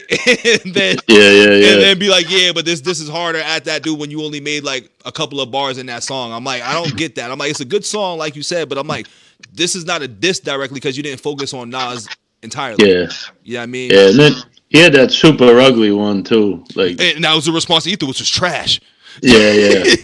That wasn't it. Yeah, that one wasn't it. You know what I mean? Yeah. So it's like Jay threw the first shot and we was like, ooh, this is great. And then we heard that Ether like, damn. And then he responded back with super ugly, which people don't like to talk about. And then they'd be like, well, his mom told him to stop. He still dropped the track, dog. Like, he still dropped that shit, man. But yeah, I got Ether over Takeover all day. But like you said, I do like the Takeover song. Like, I ride around bumping Takeover versus riding around with fuck Jay-Z. You know what I'm saying? Yeah. Like, you almost don't even need to know like the Takeover's a diss song. Like, you could just kind of play it and just enjoy the beat. And, the beat's fire, you know what I'm saying? Yeah. The beat was disgusting. Yeah. Right. Now another one here. This is East Coast still. We making it easy because East Coast. Cam or Jim Jones? Not even close. Cam or Jim Jones? Like, not even close. You know it's Cam run. Word. Yeah. I will give Jim his run though. Jim had that run with Certified Gangsters, Hustlers. He's almost like an East Coast Kendrick Lamar to me. Who? I don't love his voice. Who, Jimmy? Yeah, I don't love it. Oh wow, you don't like the deep. We ride around with the gangsters and flows. You don't like Jimmy. I don't know. It's like he has syllables too, but it's not. I don't know. He doesn't. I don't like his delivery. You don't like when Jim Jones is rapping fake Spanish or nothing, bro. Like, you know. I don't think he was nice. I think he was the wackest out of that crew. I think Joel's was nicer. He was the wackest out of the crew. This is true. Hell was nicer. Yes, Hell J.R. Ryder, you were right about that. But I thought he had the voice. I liked his voice. You know what I'm saying? I liked how he sounded on Maybe tracks. it's not the voice then. Maybe it's just he's not. He's just not nice.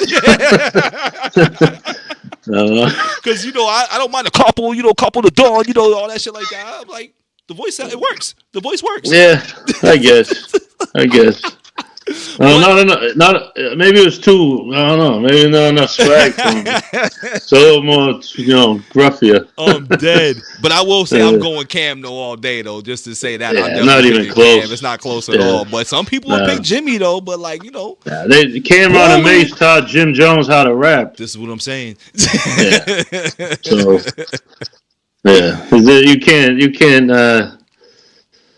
You know what I mean? You can't surpass Miyagi if he's teaching right. You can't outshine the master. Yeah. I think what's that rule number 48 in power? Laws of power. Don't outshine the master or something. Yeah. What's the next one here, man? This one might be a tough one for you too, dog. Some down south rappers here. Jeezy or Gucci? Let's say Jeezy, just because I've heard more of his stuff. Gucci, I kind of wasn't into. He came out a little later, but I wasn't really. But Jeezy had like that Survivor song with R. Kelly. I'm a big R. Kelly's music. It's timeless, bro. It's timeless. Despite what's going on, you can't say you don't fuck with Kelly's music, bro. Kelly is one of the best. He might be the king of R&B if you ask me. Yeah, R. Kelly, the king of R&B. And like, what was that show? He just showed up. It's like a talent show on TV. but he could actually sing like a motherfucker. Who was this? Kelly. Oh, okay, okay. It was like they were doing duets with like famous singers, Uh-huh. and everyone else, like the guy that was trying to win the contest, they were pretty much like equal with, they were holding their own. But when Kelly come and try to sing with the contestant, it blew him away, Oh bro. yeah. He don't need Yeah, no voice changes or nothing. It's all him. yeah, yeah. He's and he was I mean he was I heard he was like nice at basketball, nice at boxing. Word. Dude was just a multi-talented dude. I know you seen that funny video where he was doing the Jordan walk. This ain't got nothing to do with nothing, but the Jordan walk video was funny as shit. Yeah. I mean, he did some fucked up shit though. Yeah, that's why I'm like, despite what's going on, that's one of those I'm gonna separate the man from the music moments for me. Yeah. You know what I'm saying? But I have a lyric. It was like, what the fuck was it? I just wrote this in a it was something light, but I was like, what I rhyme with? I said I need a girl with tits like Topangas at low maintenance, and then I was like, I rap for sport. I don't want to be so famous. When R. Kelly's ignition comes on, I won't change it. That's it. You know what I mean? I don't change R. Kelly when he pops on the shuffle. You know what I mean? Let that ride. Word. Unless it's the songs that sounded like they was directed. I'm changing those. Yeah. Yeah, I mean, I'm not deep into his catalog. I mean, Oh, see, I'm deep into that motherfucker's catalog where I'd be like, nah, this sounds too close for me. I don't think I've bumped. I know the hits. You know what I mean? I like the hits, but like, I don't think I've. I don't know if I front to back a whole. Like it seems like you ready. That's something that I change. You know what I'm saying? Like I love the song. It's great. It sounds a little. But I'm like, I gotta change crazy. That one. Yeah, can't play that one. Yeah. That's a tough one. Right. That's a. But he rhymed on the what was it? My boy always points this out on the "Make It Rain" remix. He rhymes. He rhymes bottles with bottles, but it sounds great. He's like, I got more bottle and I pop more. Like only he can get away with that. It's Kelly, dog. It's cows. Yeah. And then the Jay-Z, the best of both worlds. Both CDs, those was banging. Big chips. They had some shit on there. Fiesta. Yeah, Fiesta. Facts, dog. Yeah, that was a crazy duo too. It's unfortunate that they had their little fallout or whatever, because I think that could have been a duo better than like a Ye and Jay type of shit. You know what I'm saying? As far as like the balance of music with rap and R&B. Yeah, I didn't love the game, whatever. Me neither. I like 3 songs off of that. You know what I'm saying? Yeah. 3 songs at best. Otherwise, I was like, Watch the Throne was cool. Yeah, that could have been better. Hell yeah. I think they was on their high horse at that point, though. That was when they can just throw shit at a wall and people would just, scoop it up. You know what I'm saying? Yeah. That was definitely one of those. Yeah. A lot of people doing that today. Oh, bro, tell me about it, man. It's upsetting, too, because some of your favorite artists that you grew up listening to or whatever, they started doing it. But, I blame us as fans that enable it, though. You know what I'm saying? As us, we buy it because we already fuck with them. And it's not enough being objective versus just being biased because they are who they are. I get a lot of flack because I'm objective as shit. People think I hate Eminem because I'm so critical about what he does. You know what I'm saying? Yeah. I can't just be like, this is great just because I like you. Like, nah, dog, if this shit was whatever, I got to tell you. But that's what makes it hard in music, though, too, I feel like. The Eminem, did you like the Accent album? No. No. See, honestly, I think that album's underrated. I don't think it's underrated, but I think the amount of hate it gets, like some of the rhyme schemes on it. The rhyme schemes are crazy, but because it goes back to delivery for me, I can't get all the way with it because I'm just like, your accent's annoying me. Like when I rap with my accent and I do you know what I'm saying? I can't do it. That song, the Wide Awake song, that fucking. Yeah. Fee fi fo fum, you know what I'm saying? Like I think I smelled the placenta. Like you know what I'm saying? Rhyme schemes, the horror rhyme schemes was crazy. I will say that. The horror rhyme schemes was nuts, but I think that was a little bit too much for my liking. And you gotta remember, Accent Eminem was an encore too. So I was already over it. Yeah. You know what I'm saying? I was over that shit. I like Any Man's probably one of my favorite Eminem songs on the Any Man that can jump off of a minivan. Yeah, I love that shit. The old Eminem was a beast. That's like 98 radio station Eminem. You know what I mean? Right. Hell yeah. Yep. What's your Yeah. What's your favorite Eminem album? I think the Marshall Mathers. I think. Okay. I got Yeah. Eminem Show, then Marshall Mathers LP. Oh yeah. Yeah, Eminem Show's my shit. But I'll tell you, the first one was a big influence on Some Shady some LP. of the storytelling on that was like it Crazy. was a little crazy, but it was you kept the rhyme scheme, That's what put still him on the told the map, story. dog. Yeah. Yeah, Fucking I'm big into Ravens and everything. syllables. Like I can't listen to one syllable rappers. Right. They gotta have some compound shit going Compound on. syllables and all that stuff like Yeah, that. Big facts. yeah, I they like like I the like me to horseshoe gang. complicate it. Yeah, Big yep, facts. That's what I think. That's why I like listening to.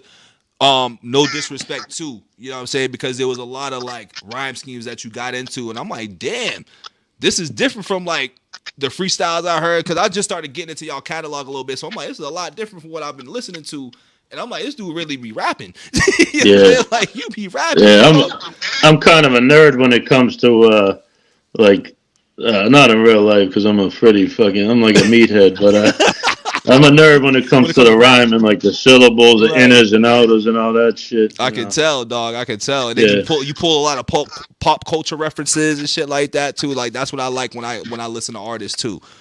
yeah, yeah. Let me ask you another one. This is the last one of the artist side of town. Ti or Ludacris? Ludacris. Okay. Ti had a great run, but I told you, Ludacris, she's one of my favorite from the South. Uh, Facts. I think he rap better than Ti too. yeah, his delivery, and then he has some funny ass punchlines too. Which Facts. I'm a sucker for the Uh punchline huh. rap. Cause you had a little Uh, comedic side and to your like I punchlines say, and like, shit. he can do the fast flow, and then slow it down, go back. Mm-hmm. He's Mm-hmm. I think he got a little more range than Ti, but Ti You're made some right. hits. And he's more Yeah, animated with his bars too. yeah, yeah. I He's like like down that south. shit. He's like the down south Buster. I think somebody was mentioning that to me a little bit ago. Yeah, Like I as can far as see like how that. he does his music videos and like his artistry and shit, for Yeah, sure. But I say Ti probably had a better run though than Luda in terms of just like the run yeah, itself. Like yeah. because the He had a album work crazy came run. out. You know what I'm saying? Like even when he like got put in jail for a little bit, came back out, he had a crazy run. Like Ludacris kind of took the acting break. And then it Yeah, was like he had that run from '01 to like '04, '05. I think yeah, Ti had a run from '04 to like 2010. yeah. Yeah, I mean, You could say they both make great hits, but maybe Ti might have a slight edge in hit making. But as far as just a rapper, I think Ludacris can out rap him. I can agree with you there. I agree with you Yeah, 100% there. yeah. 100%. Um, let's see. My next one, dog. Since we was talking about mob movies and stuff too, and I had these down because I listened to the raps, dog. So I'm like, I know I can ask these questions here, and you Oh watch the yeah, movies. yeah. so Absolutely.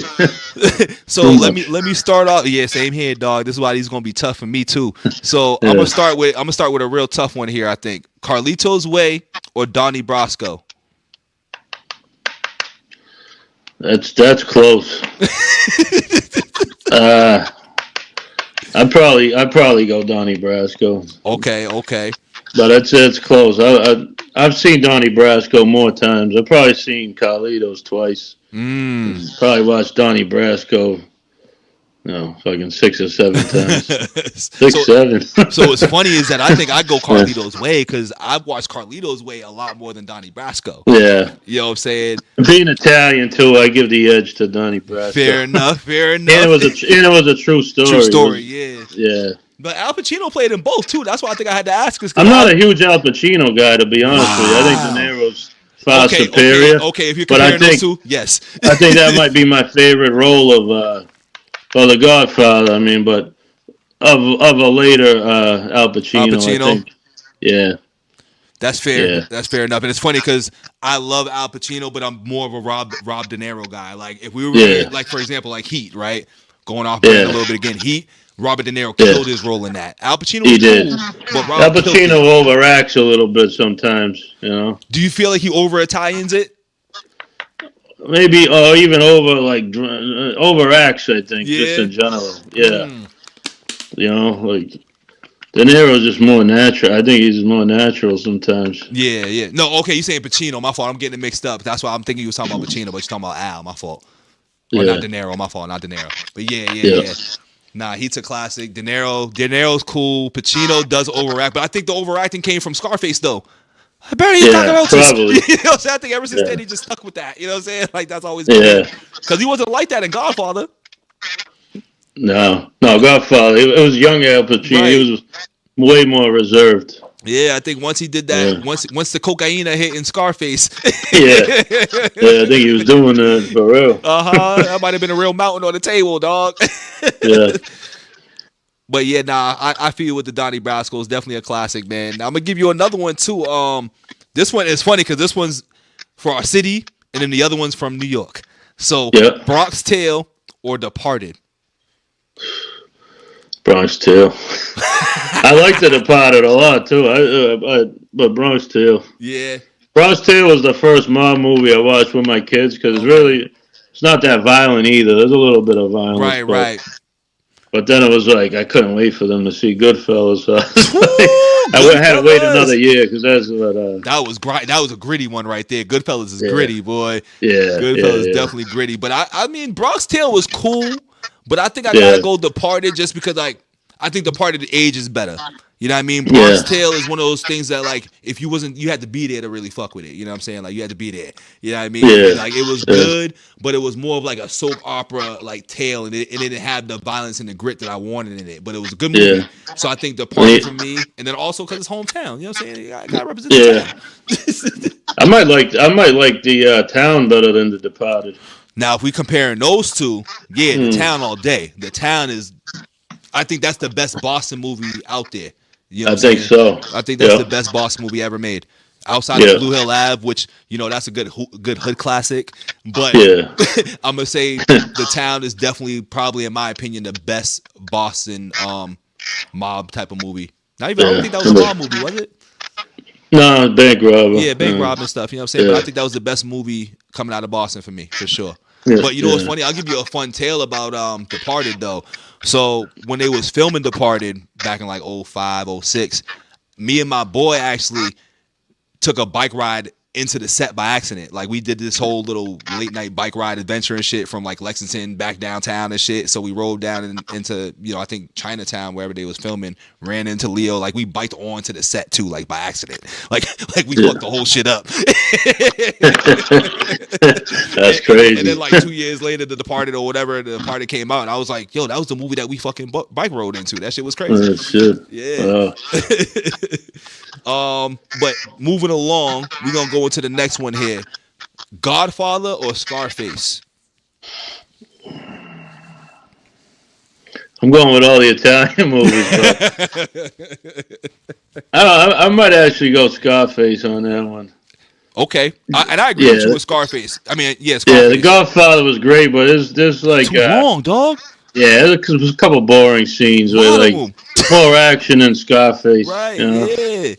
Now, Yeah. if they would have mopped it down like good Godfather a little bit less, like if they would have got rid of the whole like wedding scene, which looking back, I know how important that was because it showed you a lot of major players. But they just would have, Yeah. if they would have dumbed it down to like 25 minutes versus an hour and a half, Yeah, I would have yeah. been Gucci. They could have skimmed. They could have get the cliff notes there. Yeah, like I went to sleep, took a nap because I was like, damn, this is a long ass scene. Woke back up and the scene was still going. I was like, this is a long scene. So for me, Godfather was just too long and not a lot of action. But once again, I think it's because it came out when it came out. It's the 70s. And me personally, I think all 70s films don't age well and it takes away from things. You know what I'm saying? Anything from the 85 and up, those are when movies start getting a little bit better and can like, go with the times. But I'm going to definitely go with Scarface 100% just because I think Scarface was just a better movie, action-packed, better acting. You know what I mean? And like, once again, that's not even my favorite mob movie. You know what I'm saying? My favorite mob movie is Goodfellas.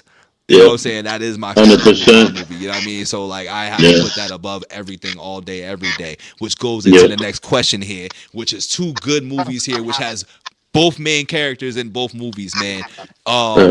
Goodfellas or Casino? This is always tough for me. It was Goodfellas. Ooh, okay. I like Casino, and I don't know, just the dialogue in Goodfellas is this. It's You fire. know, it's almost like The Sopranos, like Mm-hmm.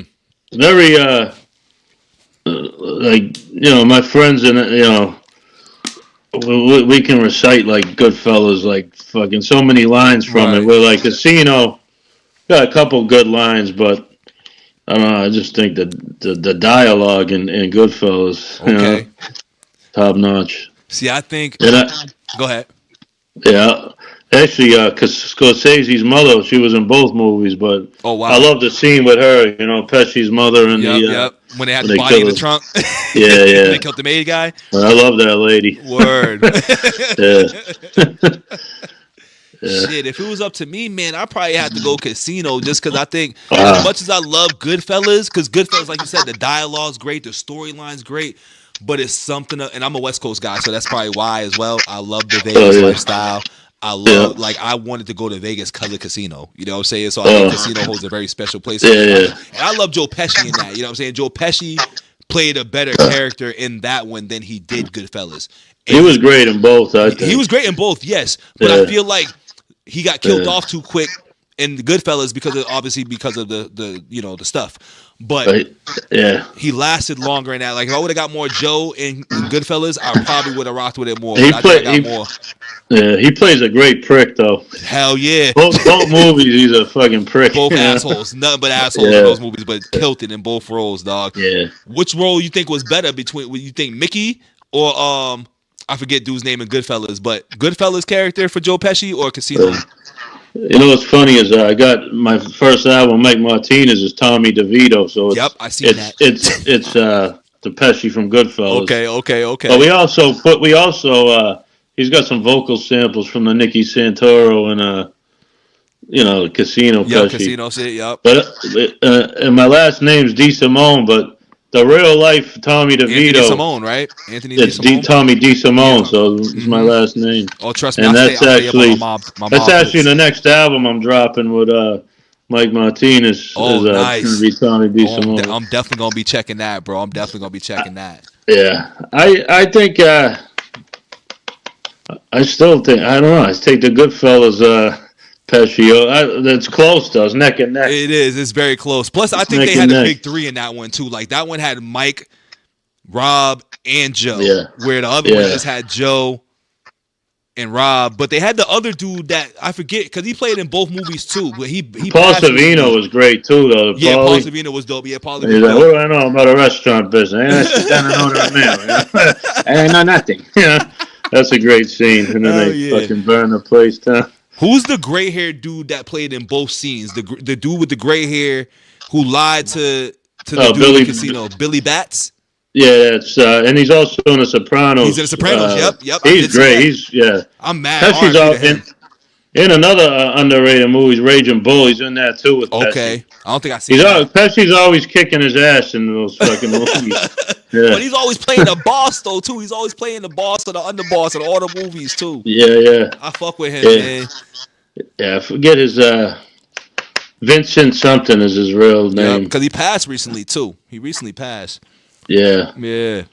Yeah, he plays a great mobster. Hell yeah, man. Listen, I love my mob crime documentaries, dog, and movies, bro. Like, I love all the mob shit, man. Crazy shit that goes on in it. But I love it all. I love it all, bro. Yeah. Next one here, dog. We into the movies, dog. Got a few more left. 8 Mile or Get Rich or Die Trying? I think 8 Mile. Okay. For you saying the movie? For the movies, yeah, for the movies. Yeah, not the soundtracks. 8 Mile. I mean, Yep. obviously the soundtrack would go to but no, I like the battle scenes of I don't know, because I came up, but like I was doing those type of battles before the movie even dropped. So. Right.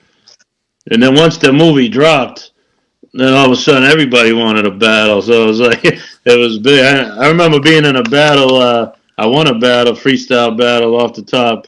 Right, like it was like right after that movie dropped. So and I don't know. It's like It's motherfuckers ain't trying to see me off nostalgic the top. times. Word. Yeah. Oh man. My next one here. This is still in the movie category here. In Too Deep or Paid in Full. I just watched Paid in Full. In Too Deep, I've only seen it once, but Okay, okay. it kind of I'd have to go back and watch it again. But I, I think it was probably better though. I think it is. You know what I'm saying? You ain't no cop, Yeah, Jay Reed. You know what I'm saying? yeah, yeah. I'd give it to In Too Deep. I think I'm gonna have to go In Too Deep too, dog. Just cause like for me, I bang with LL Cool J as well too. You know what I'm saying? Like LL as an actor is pretty dope, and Omar Yeah, Epps. You know what I'm saying? He's just a classic dude as well too. And I Omar think Epps is great. hell Loving yeah, Basketball was a great movie. big facts. You know what I'm saying? Loving Yeah, Basketball is great. Juice was another hood classic. You know what I'm saying? Like yeah, Omar's been in some pretty classic films, so I think I yeah, gotta go for that. Now, yeah. granted, I love Paid in Full. And I love Paid in Full because Cam killed that role. You know what I'm saying? Hmm. Cam killed the role, and it's obviously Yeah. based off a true story, which I think In Too Deep is also based off a true story. And correct me if I'm wrong, because you're a little older than me as well too. I want to say that's based off of somebody from Boston, from Orchard Park. But I'm not sure you about might not be that. sure. Yeah, so Yeah, I'm gonna spin the block with you on that one. I'm gonna let you know. yeah, But I yeah, think because I fuck with that movie a little bit more, because I'm like, it's a Boston bias thing for me. I'm like, well, shit, we got stories out of Boston too, motherfuckers. What's up? So yeah, I think I'm yeah. gonna have to go with that one if that remains true. But if Hmm. not, then I'm gonna go Paid in Full. I'm gonna go back to Paid in Full. Yeah. Hey, you can't go wrong with either, Hell really. nah, both hood classics, dog. Both hood classics. And another hood classic that I wanted to ask you about too. It's still Paid in Full, but Paid in Full versus Belly.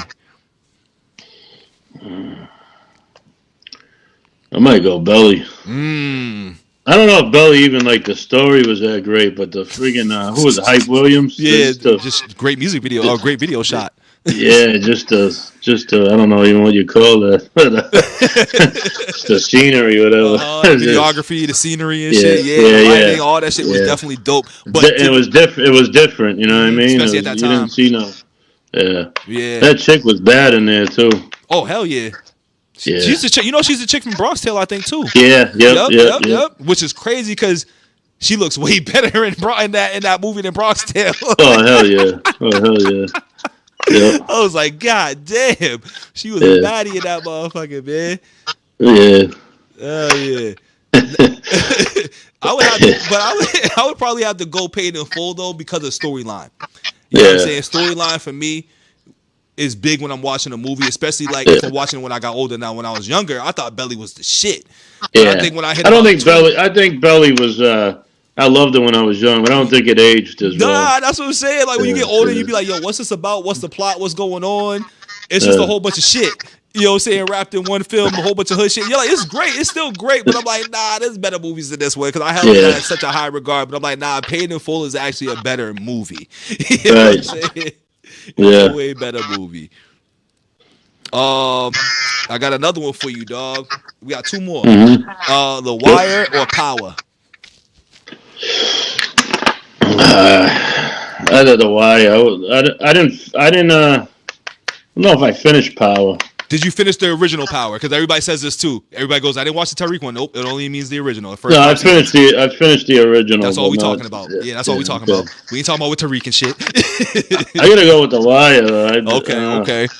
But I mean, they're both great. Both great. I think a slight edge to the Wire. Okay, okay. See, I would give the Wire an edge only if they completed the series. There was still Yeah. another season left out of that. You know what I'm saying? Where Wow. for me, Power was completed, and I'm a little 50 bias. I got 50 bias. You know what I'm saying? So I fuck with Yeah. 50, and anything 50 puts his hands on, I kind of rock with. You know what I'm saying? Because he really strikes gold with a lot of shit that he does. You know what I'm Yeah. saying? And then on top of that, I think my favorite between the characters, I was a Ghost guy. I fucked with Avon, but Ghost Yeah. was that dude. You know what Yeah. I'm saying? Ghost was Yeah. really that dude. He had Angie and Tasha. I'm like, yo, what we talking about? Yeah. I know. But a great Yeah. show, but a great shows regardless though. Great shows regardless. But I think Yeah. Yeah. I'm gonna have to go with the Wire. With Power for sure. Yeah. But Wire was dope because it was realistic. You know what I'm saying? I'll always give credit to the Wire because it was realistic. That's what I say. The realism. That was the only knock on Power for me. It got just like I think the Cheesy. first couple seasons were more. realistic, and then I think it got just kind of far fetched, Yeah. towards the end. Yeah, Once you started seeing Ghost, Tommy, and fucking Kanan working together, you're like, yo, Kanan just tried to kill y'all dudes. Y'all can't be working together. My boys had a big gripe about that, especially if we talking about street politics and shit like that. I'm just like, it's a TV show, but I'm like, I feel you though. That's why I'd give the notch to The Wire. Fair. It's more real. I Yeah, guess. it's more real. It's more gritty. You know what I'm saying? Like, Yeah. it's definitely more gritty. Yeah. I will say that, but I think for me, I also The Wire was when I was like 12. You know what I'm saying? So Yeah. I wasn't in real time with it. I seen it on and shit, but like I was more of an Oz guy. I don't know if you remember that show as well, but I fucked with Oz more than The Wire. Yeah. Which I don't know why I was 12 fucking with the Oz show more than The Wire, but tells you I was one of them fast ass kids, man. Gotta learn though. Gotta learn. Hey. There's something to be said about that. I think the sheltered kids end up the weirdest. I'm trying to tell you. It's a fact. And then the last one for the asking why, man. Boys in the Hood or Menace to Society? Boys in the Hood is one of my favorite movies. That's a top 5 movie for me. Big so facts. I didn't even like. My grandfather is probably one of my favorite people ever. I didn't cry at his funeral. I gotta fight a tear back every time Ricky gets shot. Yeah, I watched it with my 2 kids. I forget how old they were when we watched it, but fucking me and one of the kids were like fighting back tears. I was like trying to make them not see me fucking shedding a tear, man. That scene gets me. Hell yeah, because he was about to be out of there. Word. Yeah. And we all know those type of stories too, so it's like, damn, you know what I'm saying? It relates. It's relatable. Relatable for sure. Yeah. But I feel you, dog. I mean, I love Boys in the Hood, but they both West Coast movies, so it's one of those. I'm like, well, I can't have a West Coast bias. It's a tie for me. I ain't gonna lie, it's a tie for me, dog. Because like, neither one holds more weight than the other for me. They're both like one of the same. Yeah. Both fire characters. You know what I'm saying? You got Old Dog and Cube. You know what I'm saying? You got fucking Trey Styles and fucking Kane. Yeah, I mean, both classic characters, dog. But I'm picking Kane over Trey. Did you ever live on the West Coast, or I just love the West. Yeah, I just rock with them. Yeah. All right. I should though. I should. You would think I'm from there. As much as I be repping the motherfuckers, you would think I'm from there. Outside of all this Boston shit you see going on. I gotta go. I never even been to Cali, bro. I friggin' what? Yeah. Well, that's all I do is drill holes in the ground in my job. I have been to Vegas though. Okay. That's West Coast though. That's it's West Coast. Yeah. I don't leave much. Hey, trust always me. at work, bro. I'm a homebody myself. I'm a mass guy, homebody guy myself, man. Like I started traveling probably when I turned 25. You know what I'm saying? The first place I went to was Cali. You know what I mean? Like I went to SoCal too. I never been to LA, but I did SoCal, Vegas and stuff like that. I love it, man. It's fucking adult Disney World out there, man. Yeah, hell yeah. Cannot go wrong ever. Yeah. And the weed's good out there. Yo, listen. That should have you scammed. Yeah. I need some of that, man. Hell yeah, dude. Hell yeah. How you feeling about the season this year too, man, as we wrap it up, man? How you feeling about the Celtics this year? Not too not excited, not too optimistic. I think I don't know, man. It just they ain't got it this year. Yeah, we ain't got a big dog. We ain't got it. We missing a lot, and we working with a lot of young dudes and shit. Yeah, the big, and then like Luke Gazza's actually playing good for us. Hugo's a good defender. But I can't stand watching him play though. Bro, it's rough. I don't know. It's an ugly game. We've been spoiled the last like 10 years and shit. You know what I'm saying? So when we watch this, we're like, no. Hey, the Pats are doing good this year, but we got something to root for, man. The Pats I almost want to tank with the Celtics and get a draft pick, but I don't know if that's... I think that's what we low key finna do though. Like let it get past like the All-Star break. But I don't think we're gonna be bad enough because I don't think Mazzulla really has it in him to tank like that. Big facts. They would need an injury, but we don't want that either. We don't want that either. We already got enough of that shit going on, dog. Because we need. But like, say somebody tweaks something, just sit him out. You know what I mean? Tank it. Yep. If Tatum got a bad adamant or a bad knee, just sit him out, dog. Fuck it. Well, Tatum, I don't even Not play Tatum. him. I meant Brown. I meant Brown. My fault. Yeah, Brown, right? Yeah. Yeah. Yeah, I'm not. And then Derek White hasn't shot the three good this year. It's like he's under 30%, I think. You know why? It's because he's on the scouting report. You know what I'm saying? Teams are game planning. There's more. Yeah, you don't get them looks when Tatum's. Yeah. You know, they're doubling Tatum. Mm-hmm. He makes the game easier for everybody. Yeah. Tatum gets a lot of hate that, like, I mean, even in that finals, where, like, I know Brown stepped up and, you know, he almost but averaged Tatum, a triple-double. they don't realize he's getting double teamed, man. Right. Like, I still play a lot on the playground, believe it or not. I play 3 times a week, and yeah, I'm playing fucking stiffs over here in the suburbs. But like I get double teamed because I start going off, and I'm like, and then it's like I gotta dish the ball. It's like, imagine 2 fucking NBA guys double teaming your pass. Fucking, you know what I mean? But it's like, dude, Tatum, I think he doesn't get a fair shake. Yeah, the Tatum hate be real. You know what I'm saying? You see it this year though, like. Mm-hmm. And Brown gets that experience right now too. Brown's getting all the double teams. You know what I mean? Yeah, but also Horford, like low key, was like a bigger part than veteran leadership. You know what I'm saying? All of that. Yeah, and he could guard like Horford could guard like Embiid or somebody like that. Exactly. We ain't got nobody to guard like that. You know what I'm saying? Especially those perimeter bigs. You know what I mean? Because we always got killed on the glass, but you know today's NBA is about dudes operating from outside the perimeter, and Kata can't do that. You know what I'm saying? Like, there's not a lot of bigs that we got on our roster that can slide them puppies like that. Yeah, Kata ain't spreading the floor like. He'd be good. He'd be good off the bench, like, you know what I mean, energy guy. Yep. But and great lob threat for sure. But this is not that's not the game today. That's not NBA's game. It's three and D guys. And then Pritchard's so much better, like off the bench as a 6-man. My kid loves Pritchard. I like Pritchard too, but I don't know.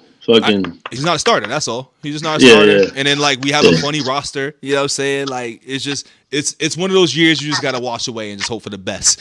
Yeah. One of them years I hope. But the East, I don't think is good. But nope. I almost wish it was better, so we fucking could get a lottery. So we can get our ass kicked every day. We're gonna end up getting an 8th seed or something like that. Yeah, I think we'll be a play-in team. Which I don't even want that. I want to just be bottom of the East and just say fuck it. Yeah, you know what I mean. Luck out in the lottery and get AJ. You know? Right. Something. One of them boys. This draft class is looking crazy. Yeah. This draft class is looking insane. I'm excited for it, even though we might not. But Wemby's looking crazy, huh? Woo! He's looking like almost like the first like unfair it's like friggin' thing you've seen in the NBA. Yes. Because once you get the pieces around him, because they even develop good pieces around like them castles, the foxes, like. Yeah. Once those come together and they figure out how to dominate the league, it's going to be scary for the next like 10 years. It is. It's going to be scary. And then God forbid, like they package somebody and get like another. Like go get Giannis or something. Fuck around and get Giannis because that's what I keep hearing. Yeah. That would be crazy. And then another thing is no one's getting a shot off in the perimeter. No, nobody's doing anything. And then don't let Wemby put on some weight. Yeah. Don't let Wemby get the grown man body because he already is bigger than last year. He is, but he's still like I don't even think he's 21 yet. Yeah. You know what I'm saying? He even got his you see the dunk over Draymond last night? Or the blocks that he just stood there and be like, yo, get this shit out of here, bro. But Steph went crazy, though. Steph's been going crazy this year. Oh, Steph's the best shooter of all time.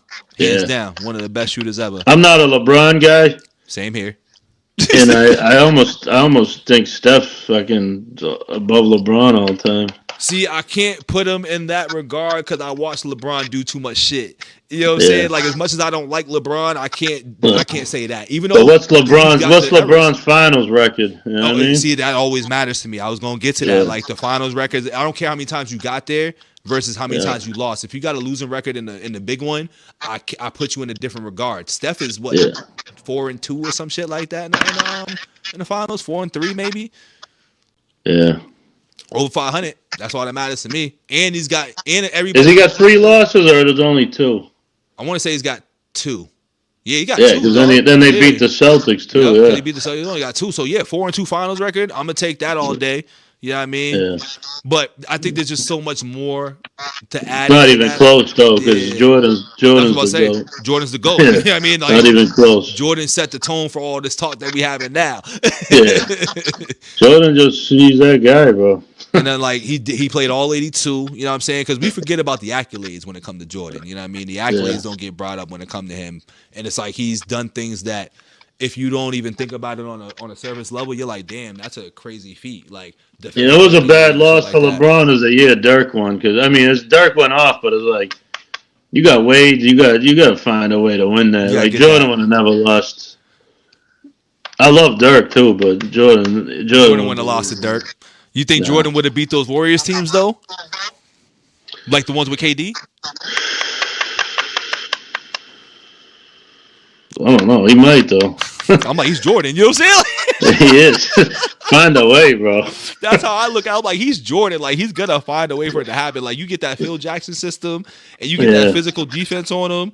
I think they Yeah. might get the Warriors, dog. Like, I know that three is better than two, but you got Yeah. defenders. Like, these dudes can guard. You know Yeah. what I'm saying? We got like 5 first team all defensive players on the team. Yeah. The Pippen Rodman team with Jordan, Yeah. man. Don't forget Yeah. about Ron too. Ron Harper. Yep. Yep. You forget Yeah, about that was the Ron. best.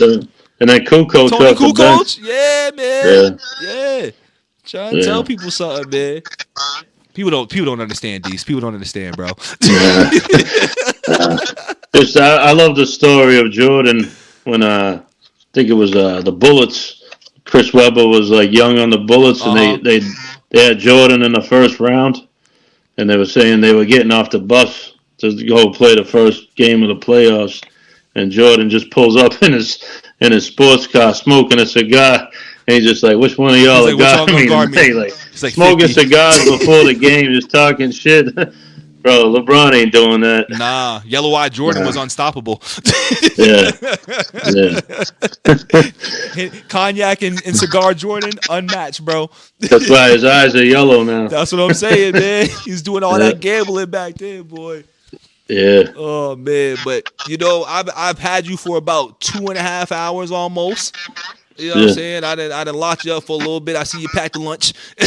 yeah. But this was dope, man, and I'm looking forward to your projects coming out, man. I'm definitely gonna react to that album too. Put it out there for the people on my side to listen to and everything too for that free promo. Give Yeah. that free promo, I love man. your videos, man. They always look good, man. Appreciate it, man. Appreciate it. I try to change it up and switch it up and figure out as I go along, man. But Yeah, this is what this is what I like to do. usually I'm doing like a half an hour interview, and I can't wait till it's over. But this one, man, I could Nah, I appreciate fucking that, man. seem like it was a half an hour. Right, nope, 2 hours, bro. Like we don't make it seem Yeah. like an interview. We make it seem like we two brothers just chopping it Yeah. up. You know what I'm saying? This is what I Yeah. like to do, man. Have those type of conversations with artists, man, and just make it natural, bro.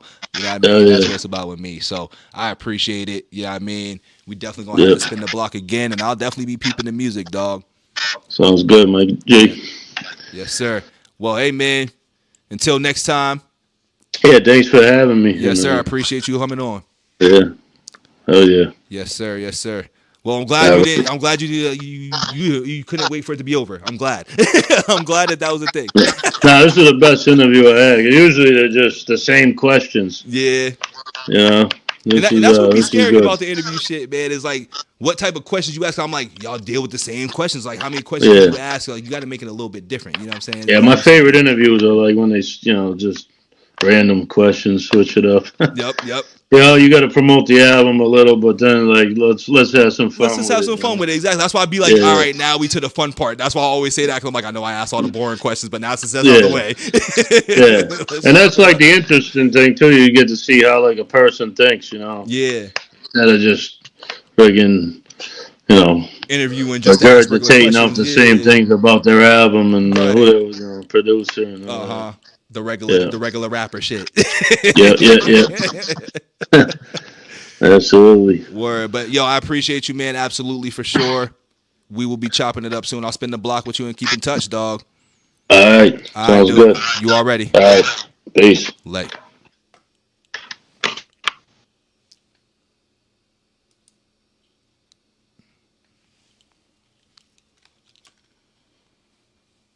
Well, I appreciate y'all slipping and sliding into the chat today. We're going to be back at 6 o'clock, 6:30 with Crow. We're going to make this real quick and brief. But don't forget to like the video, subscribe. Appreciate y'all. We out. Peace.